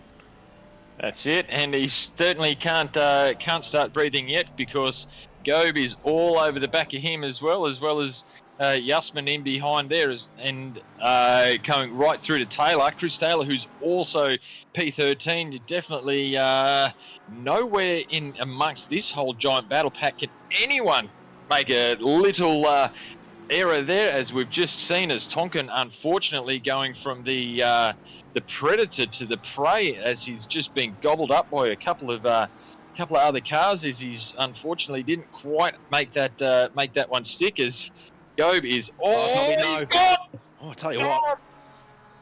Tom, wow. That is incredible heads-up driving from Alexander Tonkin. So Gobi probably just a little bit ambitious trying to send it down the inside there. It didn't come from a long way back, but it was definitely a little egregious. That could have been much worse than it was if Alex didn't open up the door. And in doing so, he has been rewarded. He didn't get any damage. He keeps the position. And he also has now Jasmine overtake Gobi. And Gobi's lost another one as well. I think that's Chris Taylor in the Porsche who's gone on through. So very, very good driving. Heads up there from Alexander Tonkin. Not only saves his own life, but also manages to hold on to 10th position. Yes, and that is, as you say, that is very smart driving there, when you can kind of see that and you go, okay, I'm going to need to give you a little bit of room. There's times to be aggressive, and then there's times where you just got to be smart about the position, and that is well and truly what he did there. And as you say, yep, absolutely rewarded for it. But at the same time, that's just like what we were saying with that train of cars, is that you go, unfortunately for Gobe, just going from the predator to the prey, as well as he was fighting for that P10 position. Now, unfortunately for him, has ended up back down in P13, right at the back of that field. There. Yeah, got what he deserved for that one, Gobi. That was a very, very aggressive move, and he'll learn from that. He gave it a little go, but yeah, the Ford not particularly strong under brakes. Does have very good brakes, but that's only because it's going so bloody fast. It needs those anchors just to stop the friggin' thing. But yeah, he came from about here, really. And as you can see, Shady Samuel there in basically the same position. Just thought, no, that's certainly not close enough for a dive of that nature. So yeah, Gobi getting what he deserved there and loses a couple of spots. But he'll, as I said, he'll learn from that. He'll recover and he'll battle on. Yes, and there will be plenty of battling up and down the field still as we're going through. And I'm looking right down through, and I'm not sure if that's the gap from Rashmat back to Warren in P17-18, which is 0-0-1. They've basically crossed the timing line at the exact same point, so there might have been a little bit going on there as well between him, Warren, and then O'Brien. At that point there, but little battle packs going on up and down the field everywhere, which is great to see. Really good to see. Yeah, Split Red have classed themselves pretty well too. You obviously get the option to choose what class you would like to be in when you fill in the registration form at the start of the season. And as you said before, a nice block of pros at the top, and then a nice little block of silvers there who have classed themselves appropriately. And then it was looking very nice with, I think it was 5 silvers and then 3 pro-ams all in a row. The nice little ducks. So, yeah, a couple of good placements from the drivers, and of course they will be reviewed by the men in the clouds of OOR. And after 2 rounds, they'll say, "Hang on, you're not a silver," and they might put them in pro. But I don't think they'll need to for the split because it looks pretty good at the moment. Yeah, it is. It's really good. Like. From myself driving in the, I've been in Split Red the last couple of seasons as well, and it's been great when you've had a lot of the consistent guys. There was a few new guys that had kind of come in the last couple of seasons as well, and it's really good to see now with the amount of guys that are still in the same one that really have started to class themselves really evenly. And as you said, between both quali and the race itself, there's it's been quite true. There's been a lot of the pros together, silvers together, the pro-ams together. It's been it's really quite well balanced between a lot of the different classes in Split Red now, so which is great. But definitely not giving up. Shady Samuel here, not giving Ralahay half a second as we go back to Yusman in the AMG, the sole AMG by the look of it. Oh, no, I think there was another one a bit further down as well, but going well, holding on just outside the top 10 as this another little battle pack goes on as we've passed the 15-minute mark. We might start to see a couple of extra guys trying the little undercut now, because you're kind of getting to the point where you could manage your tyres to almost well enough to be able to hold on or be still somewhat aggressive towards the back end of the race, as Page pulls out a 1:57.8 fastest lap. Is not that far off the quali time, so he's well and truly sticking it into the boys, and knowing that Fezza is humming. Here comes Fadley too. We watched Fadley start from the pit lane. He's managed to find himself a little bit of clean air back there in P17, and he gets a 57.6 on the board. So the purple lap belonging to the car in P17 at the moment. Yeah, the pace up the front is really strong. Ralahi, Samuel, Keys, and Senekis have pulled out about a 2.5 second gap to Struick. So the top four just separating themselves a little bit at the moment. Yeah, we're talking about Fadley, who started from the pit lane. I don't know whether that was intentional or whether he did just forget to press drive. It's very unfortunate either way, but he's having to fight his way through the field. He's going to have a crack around the outside of the sole Honda of Scott Rochford. And even if he doesn't make this stick all the way around, he's going to have a nice inside run, which I think Scott will be smart enough to just let him have. He does. He actually got pretty late on the brakes there in the Honda, but he managed to keep it out of the back of Fadley. So his next target will be Malith Adanyake, who's got himself a 10-second penalty for I think it was a collision I saw on the first couple of laps. So, yeah, obviously he has that position in the bag already thanks to the pen, but he won't be waiting too long to try and get his way around Lightwing. Yes, it won't take much at all, as he's there. He's definitely letting him know that he is there, and he is not going to wait for that 10-second penalty to make up the position, even if it does mean that he has to go around the outside at the loop there, coming around Aintree onto Wellington Straight. And Sam O'Brien, unfortunately, cops another penalty. That's Big Green copping the big stick.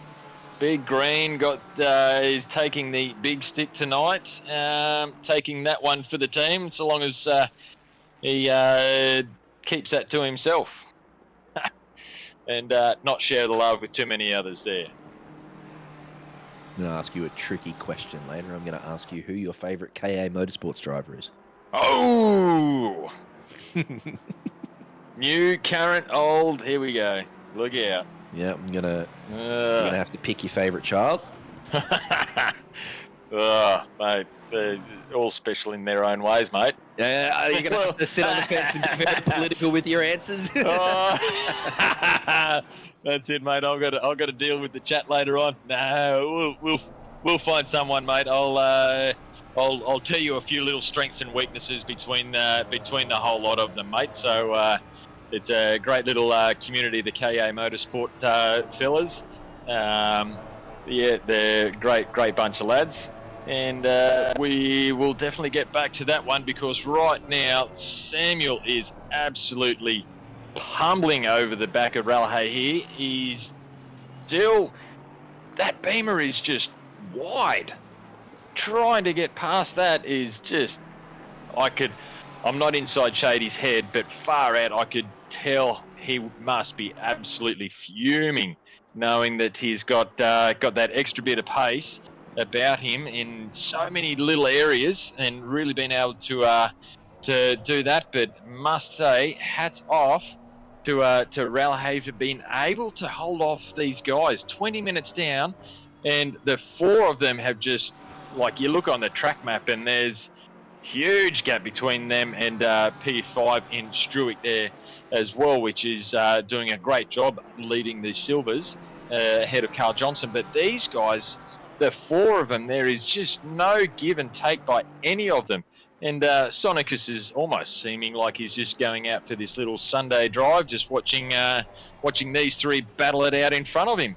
As Samuel is just getting way on the power. He's getting loose. This could be Key's opportunity. No, it's not. But it's a Porsche versus a Ford. The Ford will pull away even with the Porsche and the slipstream. It's ridiculous. Exactly. Look at that.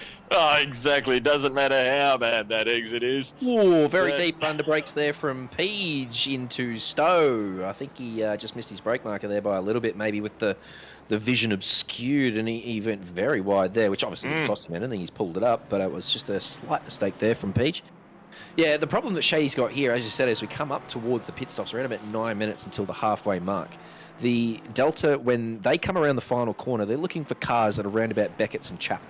So at the moment, you'll see when they get to that point, when they get to Luffield and just about to enter the pit lane, they'll be saying, what cars are at Beckett's? Because that's where they'll come out. And at the moment, there's no one there, that's fine, but it's only about a 5-6 second gap to the back of the field. So if they pit now and get on fresh boots and go for an undercut, they've really only got 3 or 4 laps to make that work before they start hitting traffic, the back of the field who haven't pitted yet.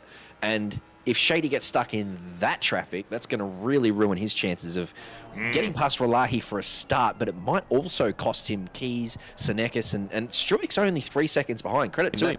Silver, Aston Martin is really hanging on to the back of these guys, so Struick driving very nicely there as well. Might be just looking for a cheeky spot in the pits, but as we said, that pit strategy game is going to be hard to get right with sort of 8 minutes until the halfway mark. Yeah, and as you look at the as you say, you look at the track map now, and without going down past that P23, I'm only guessing that there's definitely going to be a few that have tried for an early pit strategy. But there is that little group there that's just coming round through Aintree in the loop and village there at the moment. That is really going to play havoc with these top runners for coming out, because you've got 3 or 4 or 5 cars there, and it's like, if you go now, there we go. Samuel just being cheeky once again. Not that Ralhay didn't know he was there, just reminding him again. But it really makes it tricky now, because as you say, you've only got 3 or 4 laps to try and make up that difference before you lose it all in trying to come up between the blue flag lap traffic and the guys behind you. Well, technically they wouldn't even be blue flags, because you're in the back there as well. So it's fighting for position each way for each one that you do. So they're not people aren't courteously going to just let you pass because it's not a blue flag, and it makes it a whole lot harder to try and really take the undercut option at the moment, I reckon, for these guys. I reckon they'll definitely run it out. It really is a fucking lottery back there sometimes too, because sometimes they actually do give way, and they're like, I realize that you're a very fast pro driver, and some of them will just let you through, and some of them let you through in silly spots, and some of them do want to battle. They're like, you're a fast guy, and I get to battle you because I don't have to let you through. It really is a lottery back there, so you really don't want to get involved in any of that. Yeah, that's it. And I guarantee, mate, I'm not one of those guys that says, I'm going to battle it out with the pro because he's behind me. It's like, woohoo! And then all of a sudden, one corner later, I'm like, where did you go? You've just gone, and you're 10 seconds up the road already. And that's no with no due cause of my own, mate. That's just literally lack of skills. That is the Honda of Scott Rochford getting it all wrong around Abbey. Unfortunate. Yes, which is very easy to do. Haven't driven the Honda before, but I definitely know that is not one of those ones that is a give and take kind of car. It's you have to gel, and if you don't gel, you're putting it very nicely. It is a legitimate death trap. I am, mate. I'm here. I am. I'm obviously. It's like all my children, mate. It's. I gotta try and be very political with how I say these things in case someone actually likes the Honda a lot more than what I do. Oh, we make a good team up here in the comms box for sure. You're very balanced. You're putting out you're keeping it nice and balanced. You're keeping it nice and fair, and I'm just telling it how it is. Tell it how it is. I don't know why you drive it, Annie. Oh, well. Christ, what are you doing? Yeah, well, This battle's heating up. Peach is closed right up to the back of these three. Lucas has been putting pressure on Samuel for the last couple of laps, and Relahi is just not stretching his legs at all, and as you said, has Samuel right behind him too. So these four just getting closer and closer and closer, and the gap between first and fourth is now literally a second, which is just wild up here in Split Red. So one single mistake from any of these drivers is going to invite the nose from the one behind, and we're going to see this kick off. Oh, there you go, bang, there's Shady into the pit, so he wants the undercut, and he is followed by Jean-Pierre Senecas, so two coming in, two staying out. That did look tight, didn't it? That looked like Shady was very hard on the anchors there on the way up to the pit line, so I'd be interested to see whether or not he actually gets himself a pen as he comes out, because that'll completely ruin his race. He is taking every thousandth of a second that he certainly can with that. Here we go. He was well and truly very left late. and right. He's going to be okay. I tell you what, he's done that pretty well. You see, he scrubbed the tyres left to right too, just to try and get as much speed off of that Ford as he could, and I reckon he's absolutely nailed it. That was millimetre perfect, that one, that's for sure. I was even going to make mention there of that four-way battle pack. Was actually Druick was starting to make up a little bit of time. He was sub 3 seconds. He was down to about 2.4 seconds off the back of those pro guys. So hats off to him while he's still out there catching up. But as we watch, Palmer is well and truly over the back of Johnson here, as well as we do head towards the halfway mark. And Porsche on Porsche here. These guys are going hammer and tong, mate. Yeah, Carlos has had a couple of good results in the Porsche over the last couple of seasons, and as we said, Palmer's been driving it for ages now. So. Sonicus is out in front. Nice. Hello. He's pulled a pit pass. Woo. That's a huge amount too. That's 1.5 seconds up the road, so that overcut has gone... Oh, no, it's not an overcut. Sorry, they pitted at the same time, so that's Shady not getting his pit stop right. Yeah. Shady he's obviously missed something there. And Lucas coming in here now too, so we'll see where Lucas comes out in relation to Shady and Jean-Pierre Senecas. But yeah, maybe Shady just not getting it up on the jacks. The difference you can make in a pit stop, guys, is super strong. So please practice your pit stops. Practice getting into the box and not having to be shifted by the crew. Use your bonnet cam to make sure you line up that box perfectly. You watch Shady come into the pit lane red hot and get it down to 50. That's important too. But that's obviously not where he lost his time. But Jean-Pierre Senecas, that is why he has been the #1 driver in Split Red for so long, is because he gets everything right all the time.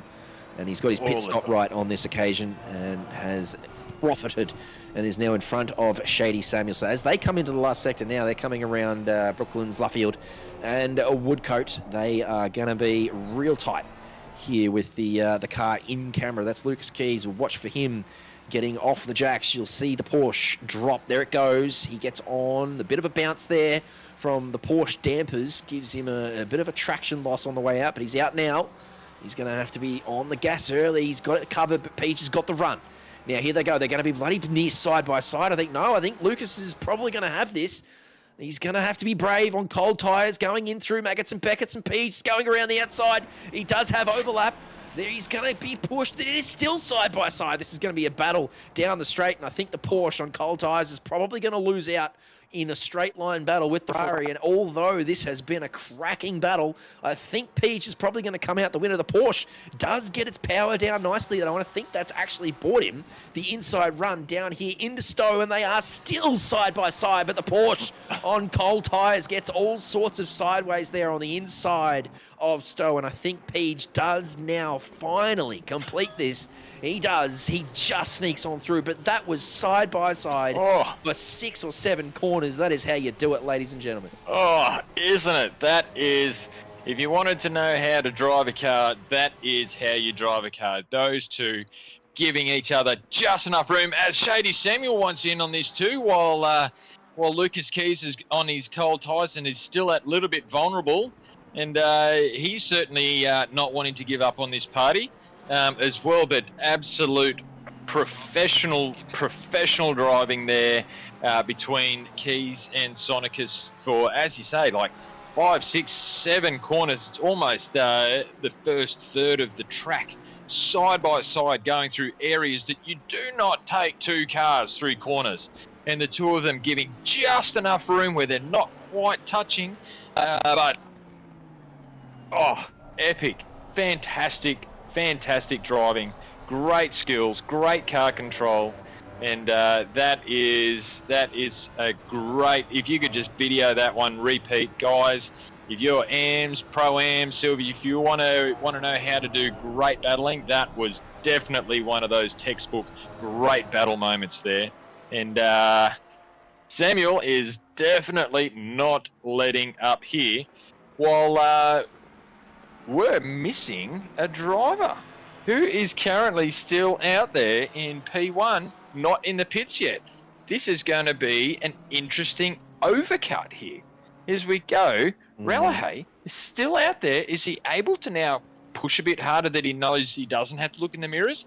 How is this one going to play out for him as we go just over the halfway mark? Oh, Ready? There we go. Go for it, JC. Oh, Shady's got the run, obviously, in the Mustang down the straight, and the Porsche has had to defend very, very hard, and he kind of got pushed off the road there, did Lucas Keys, and I think Shady might have just been, you know what, that was a little bit rude of me, so I'll just let you have that one.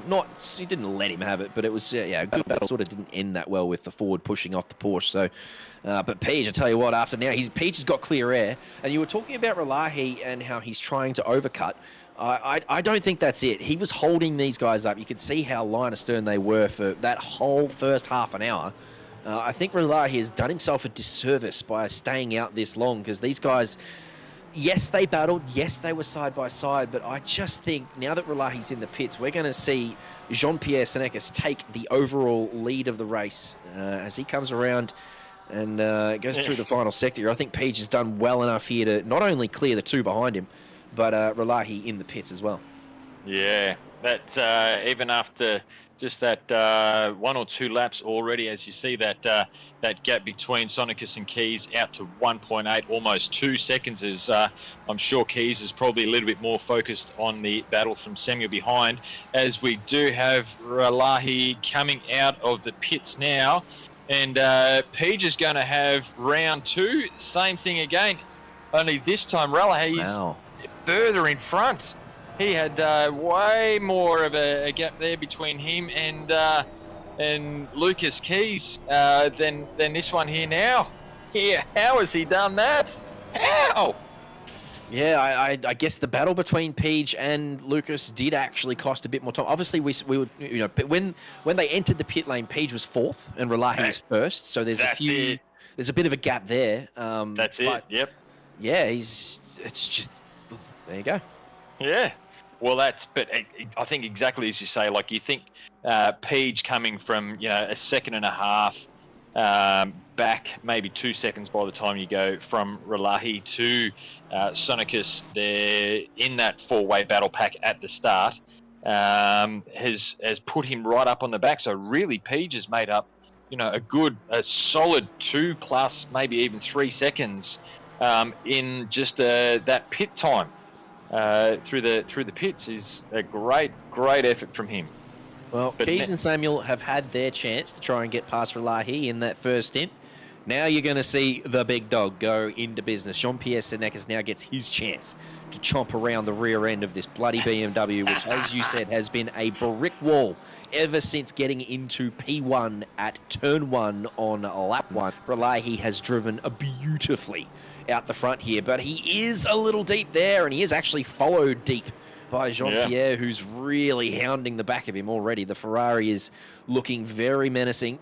But yeah, as you said, that Relahi BMW has been very, very strong for the first half. So can he hold on for the second half? Here we go. Here's a pit entry. Oh, that's Palmer getting up the back of the Ferrari. Oh, hang on. And that's the Mercedes of Jusman coming in behind them as well. And I think poor old Palmer's just sat there trying to apologise out the front window there. He's sort of waving, oh, shit, sorry, my bad. But I also don't think that's necessarily, Palmer's probably, I think it was a Ferrari, probably just not going in as fast as obviously Palmer thought he could. So interesting to see how the stewards judge that. They'll have to check the speed of the Ferrari, and if it was egregiously slow, then Palmer might get away with it. Yeah, yep, that's it. I know that firsthand myself, mate, coming in. We were at Barcelona there 2 rounds ago. It was the first time I was actually in sprints, moving up from the academy, or the rookies academy guys.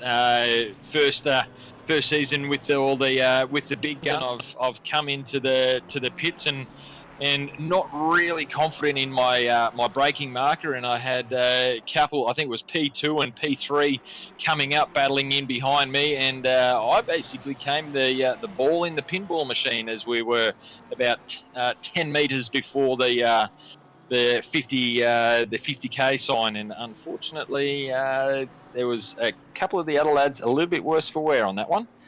So yes, it'll be interesting to see, as you say, the going back over the speeds. I'm sure that the stewards will be going over that, because if you're doing 50 k's an hour and you're still 100 meters from the 50k board, I think that one's probably on you then. Yeah, that's probably more on you than the Palmer Porsche, I think. But we didn't see it, obviously. We haven't got the HUD. We haven't got the details. So the stewards will have a good look at that. They do a great job every single week, our volunteers here at Octane Online Racing. So we'll trust their capable hands with that one, and they will come up with the right decision. We'll just keep our eyes on this battle up the front. Peach has actually just dropped a little bit off the back of Relahi. I don't know whether he's biding his time or whether he's just pushed a little bit hard over those first couple of laps trying to put pressure on Relahi, but he has just dropped off the back a little bit. And then that battle between Lucas Keys and Shady Samuel rages on behind this Pink Playboy Ferrari as well. So the front four still demonstrating they are the front four for a reason. They're just in a different order now. That's it, absolutely. As we've got the final 3 cars coming into the pits now. Chalmers just there as alongside of Brickley and Vinny as they're coming out. Vinny's just coming out there now, so that looks like it clears everyone through their compulsory pit stop as well. As we do see the tree start to settle itself back down, and I don't know about you, JC, but I'm not seeing quite so many silvers up the top at the moment. No, all the pit stops completed now. Stewart, still the number 1 silver. He has now an 8.6 second gap to make up to the top 4, so he's lost a little bit of time in the pits, but he is still firmly ensconced inside the top 5, but he has got the purple lap holding forward of Fadli Arakmat, now 11 seconds behind him. So after coming from the back of the field, Fadley's done a really good job to get himself inside the top 6. He's got 11 seconds to make up in the next 22 minutes, and you would assume that he's very capable of reeling in that gap. But of course, passing and catching are 2 completely different things. So we'll keep an eye on that as Fadley progresses over the next 20 minutes. But as you said, the silver class drivers have all dropped back a little bit. Underwood is the next best silver in P11, and he's got Zach Warren for company. And then the Pro-Ams have actually demonstrated that they're pretty quick tonight. They've gone above the silvers. Salvaggio doing very nicely up there in P7 after qualifying around about there, I think. And Gobby inside the top 10. Hats off to him. He's doing very nicely as well in P9 with Jusman. Only 6/10 off of his bottom in P10. So nice little battle raging on there. We might go and have a look at that one later. And then back in the AM class, John Gormley in P18 has Brickley between himself and Zavaka. So Igor doing his best to, first of all, reel in Brickley here as they come around Aintree. And once he gets past Brickley, he'll need to catch up to and pass a Ford of John Gormley. So a nice little battle there for the M Class 2, not separated by much. Here's a little peek down the inside from Shady Samuel, but not on that occasion. Yes, he's unfortunately for Shady, he's seen a lot of the back ends of the cars in front. He's definitely had pace, but unfortunately, just hasn't ever quite been able to get a couple of stick. And it just goes to show the quality of these pro drivers. Just it's next level with that's the blue flag Porsche. As Lucas Keys is just. Is this now Shady's time to pounce? There's another blue flag here too. Oh blue my God. Flag everywhere. Not sure what to do now. Oh, is it left? Is it right? Is it stop? Do I go? Oh, wow. That first blue flag absolutely fucked Lucas Keys and invited the Ford of Shady all the way up the inside. It made it, but then the second blue flag actually made it easier for Lucas to hold on to that position because Shady saw that it was 3 wide and obviously didn't want to create an accident, so he sort of backed off any sort of move through Loop and Aintree. So the first blue flag not playing nicely, the second doing very nicely there for Lucas Keys, and his advantage is currently still P3, but he's got a lot of work to do. This top 4 battle has been raging on, but I want to go back and have a look at Gobby if we can. That's a very good call from Toto himself, and Jusman currently battling for I think it's P9. And yeah, those guys, there they are there on camera too. In fact, that is Jusman who's made his way through, so we have missed the overtake. Mercedes has gone through. That's Gobby now back into P10.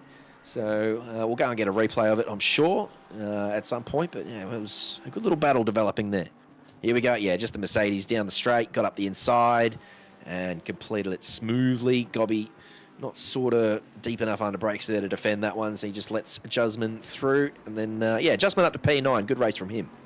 Yeah, that's a great little battle between those two. I think it was a very gentlemanly overtake there from Gobby. I think whether or not his tyres are kind of not quite as fresh as Jusman's.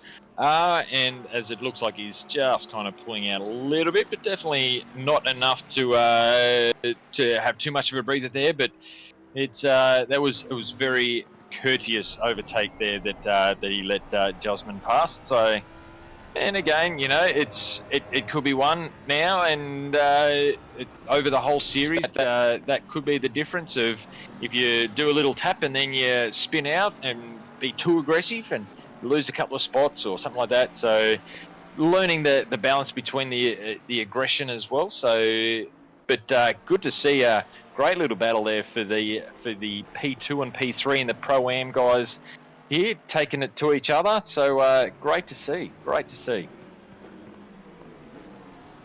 about that gap Fadley Rackman had to make up, it was 11.5 seconds. Now it's 9.2. That was 4 minutes ago.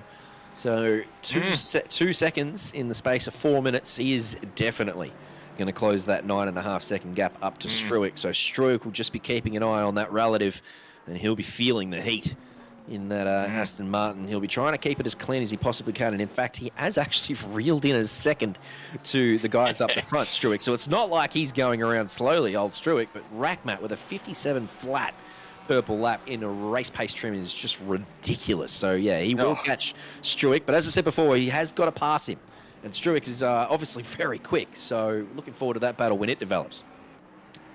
Yep, sure will. It's great to see that one, and as you say, it's Struick is doing really well in amongst the pro sandwich of Samuel and Rashmat when he's got that 8 seconds in front, about 8 seconds behind as we wait for the splits to come through now. Or now we go down to 7.7 as Rashmat does start to reel him in as well. And Salvaggio doing great, as you said, you know, P7 now. I'm pretty sure he was either P7 or P8 at the start. Doing really well, but looking at that timing tree with Taylor coming up as well, 1.8 minutes behind. 1.8 seconds there behind Salvaggio. I'd definitely keep the eye on that. So that's 2 battles that are kind of getting closer that are definitely going to have a great grand finale as we are just outside the final 15 minutes of race 1 for round 20. I'm keeping an eye on Chris Taylor as well in that Porsche, the Pro Class Porsche. 1.8 seconds behind Salvaggio. He's generally up inside the top 5 or 6 drivers. He's a very, very fast boy, is Chris Taylor, but I don't know how much work he's done in the Porsche. I know I'm certainly new to the Porsche this season, and it is harder than people say. It's easy to drive until it isn't. And you have to be so precise to drive this car. It's a lot of work, and I'm kind of sweating just thinking about next round. So, as I said, Chris is very fast on his day, but he's back there in P8 battling with the Pro-Ams at the moment and I think what might be a new car. This is a battle down here that has gone wrong for car 69. That's where you go about your business down there into... Unfortunately. Into Brooklands.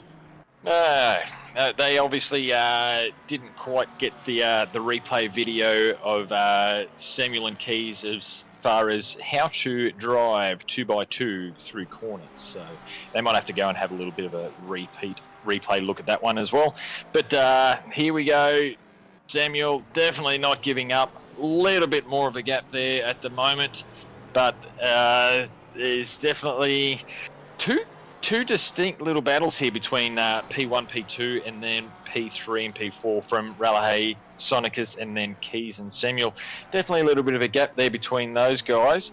But Struik out a little bit. But as you say, Rashmat, 6.5 seconds now up. So he's taking a good, solid second lap at least out of these guys. I don't think it's going to be that far until he's right up. Oh, that's not how you do it either, Mr. Blue Flag. Oh, trying to get out of the way. Such a hard spot to come as you're coming through Abbey and the farm to between the speed comparison of these pro guys and the AM guys is so hard, and when you're leaning on your tyres and your suspension so much through there, the pace that they're going is really quite tricky to try and manage that, as we did see there a few laps ago there with Keys as they're trying to make their way through a few of the blue flags in that same position there through Abbey and the farm. So hopefully the rest of the blue flags keep it clean through that area there, but 13 minutes now, these guys are definitely not giving up.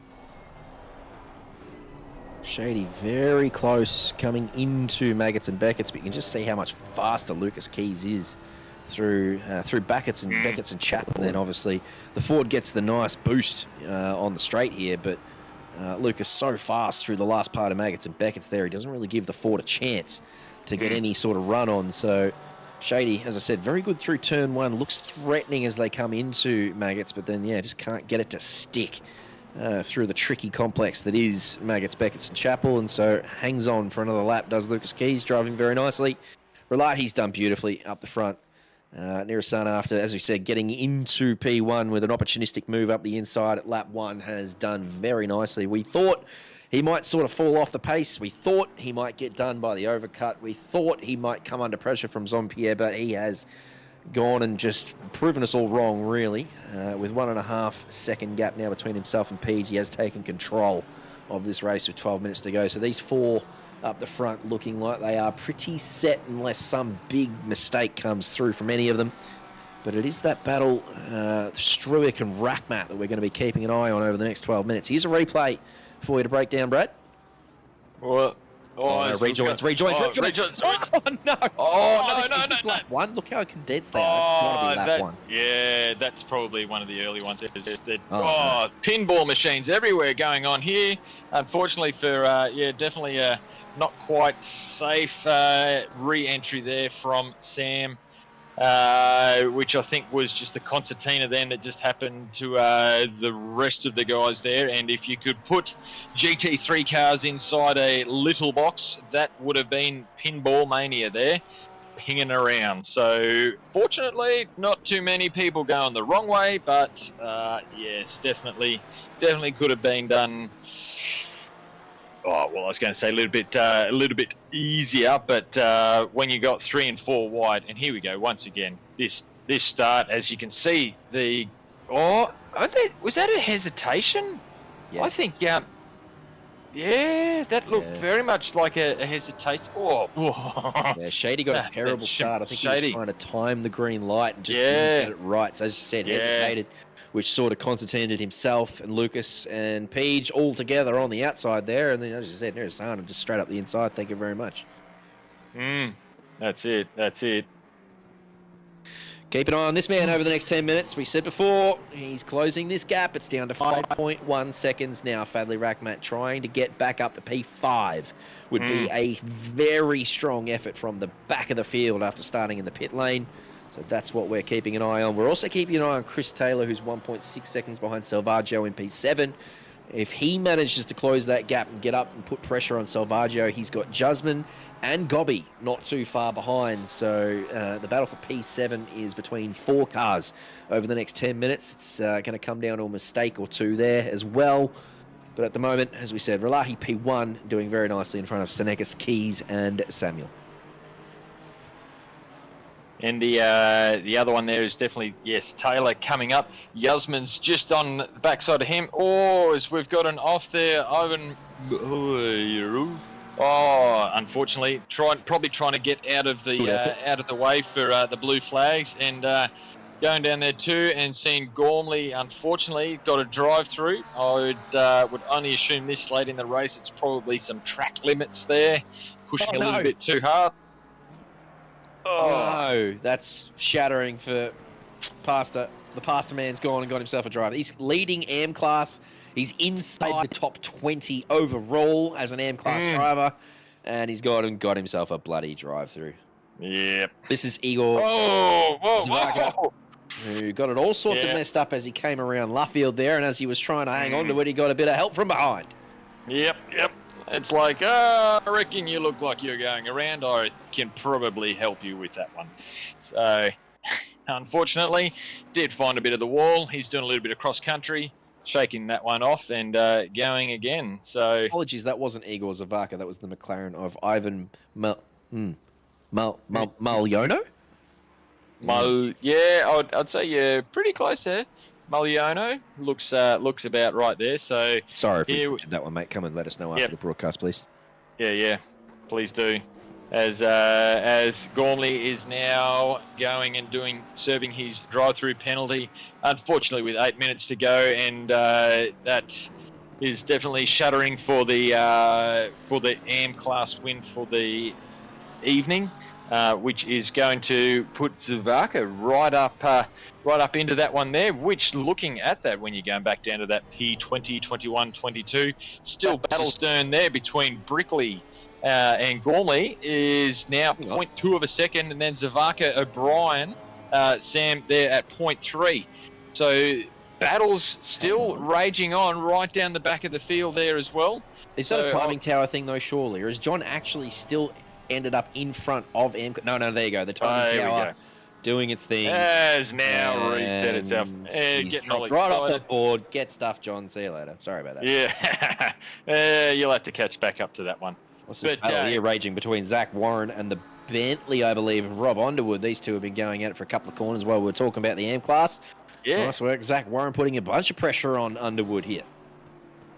Yes, I've kind of seen them coming and going. They've been battling most of the evening, seeing these two guys' names alongside of each other for a while there. And we've got Smokestack is going all-terrain as well. This is Taylor. We were talking about Taylor before in the Porsche, and then the Porsche does Porsche things. And that's a big slap in the wall. Yep, that's Porsche-itis, that one. Oh, yes, unfortunately, you're just out a little bit. And, Viney, if you could throw some cheese to Wallace and Gromit there in front of you, you would definitely be able to do that one. So these two, Warren, well and truly Warren, battling. Viney's 10 seconds behind. This is Warren and Underwood. Underwood. Yes, correct. Sorry about that one. Underwood, Warren, that's the ones. Fighting it out for P2 and P3 for the silver class drivers here as well. Battling hard. These guys have been going for a while. at this one, so which is really good to see.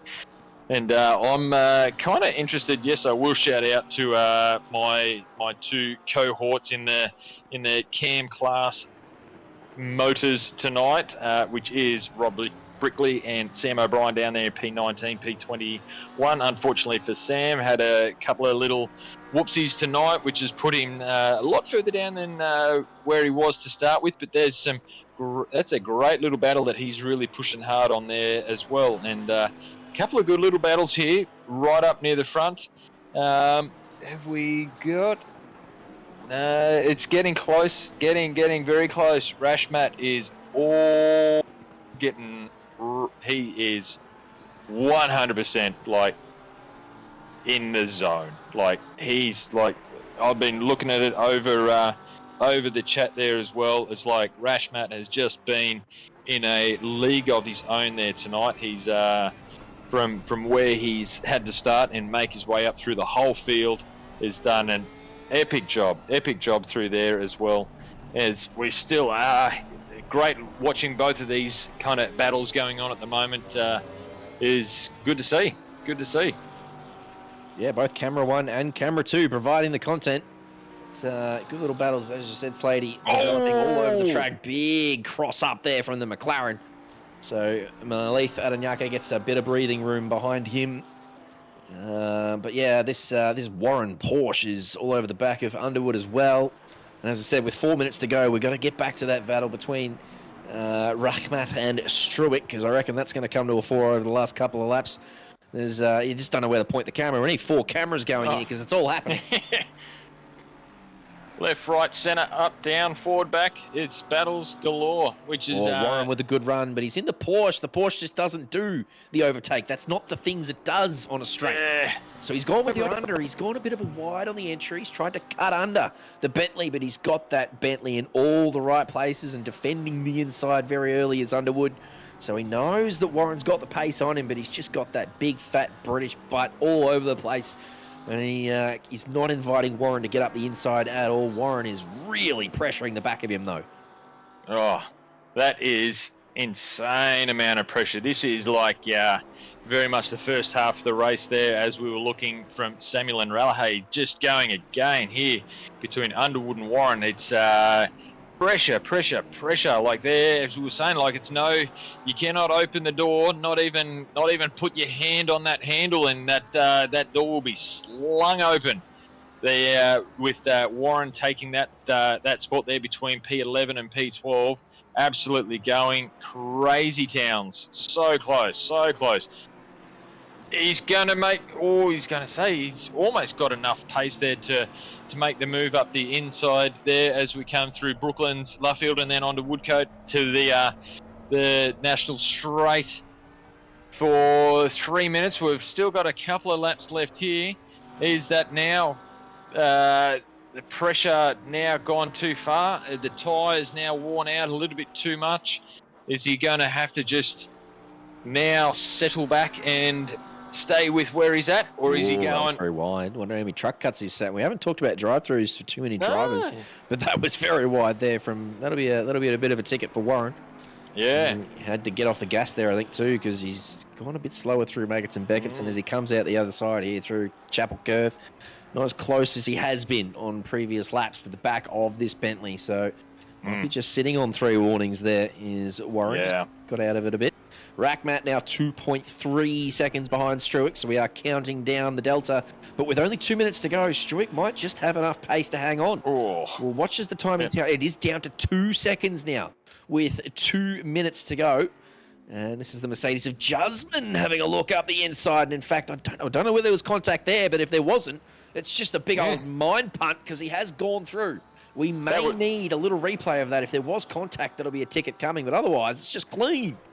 Without seeing the couple of seconds before that, I reckon he has too. That's mind game with central. The mind punt. Well done. Going up, not going up, pulling out, overshooting the corner, pulling in.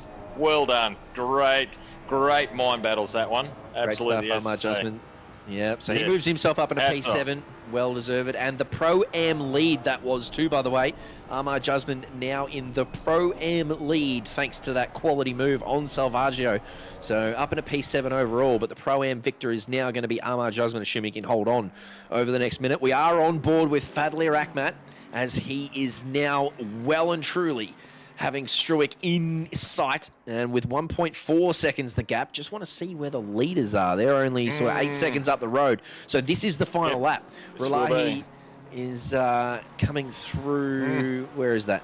That's Yeah, that Hamilton's- club and that. Hamilton Hamilton's- Straight, thank you. Hamilton straight there. Yep. So this is the last lap. Rakhmat is running out of time. Struick is still 1.4 seconds up the road. I think as long as he keeps it pretty bloody clean, he's going to hang on. He is, and that is an absolute battle coming from P4, P5, where he was, and being able to hold off those guys for the whole race. That's definitely hats off to Relahay there. But in the mirrors, Rashmat is all in the mirrors there, Struick. He's down inside the second mark here, and even still, as we had that quick little look back at Underwood and Warren, still within that 0.3, like half a second, there's still battles going on right down to the absolute final few corners here for all of them, and hats off there to Relahay as he crosses the finish line there with Sonicus and then Keys. And as we look, Rashmat still just a little bit too far away as we come over the line there as well. So fantastic drive there by Struick, and fantastic drive from Rashmat to come from the back of the field there up to P6. As we're looking at that battle still between Underwood and Warren as they come around the back of the loop and Anteri onto Wellington straight here as we come up. They've only got 3 corners left to get this done, as Warren got it in his any bit left within his tyres to make this thing happen, or as Underwood got that boat so wide that he has got it covered. Matt Atanayak he's got it. Oh, he's in, he's out. Watch out from behind. Oh, from behind, from in front, from the side. That's what Viney is just done. How has he been able to hold that one off? Matt Atanayak is all but pinched that P13. Well done. Bolt almost took out the 3 of them at the back end there. Could have made it round as well. So close. Power to him. As we've got Rob Brickley bringing it home for the Cam guys as well. Great job, first time for him in the Pro-Am class, as well as Sam coming in behind him. Both moved up to that. And Ivan Zavaka has paid benefits from the drive-through there from Gromley to be able to come through for the AMS win as well, as we're going through. Sorry. Oh, sorry, it is Igor, not Ivan. My bad. Thank you, Igor. Thank you, JC. As we got the twirly whirlies at the end there. Unfortunately, Gromley has ended up back in P23.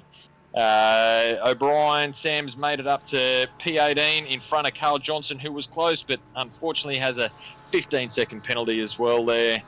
Well done, guys. What a great way to start off season 20. Absolutely, yeah. Good little stories all up and down the field there.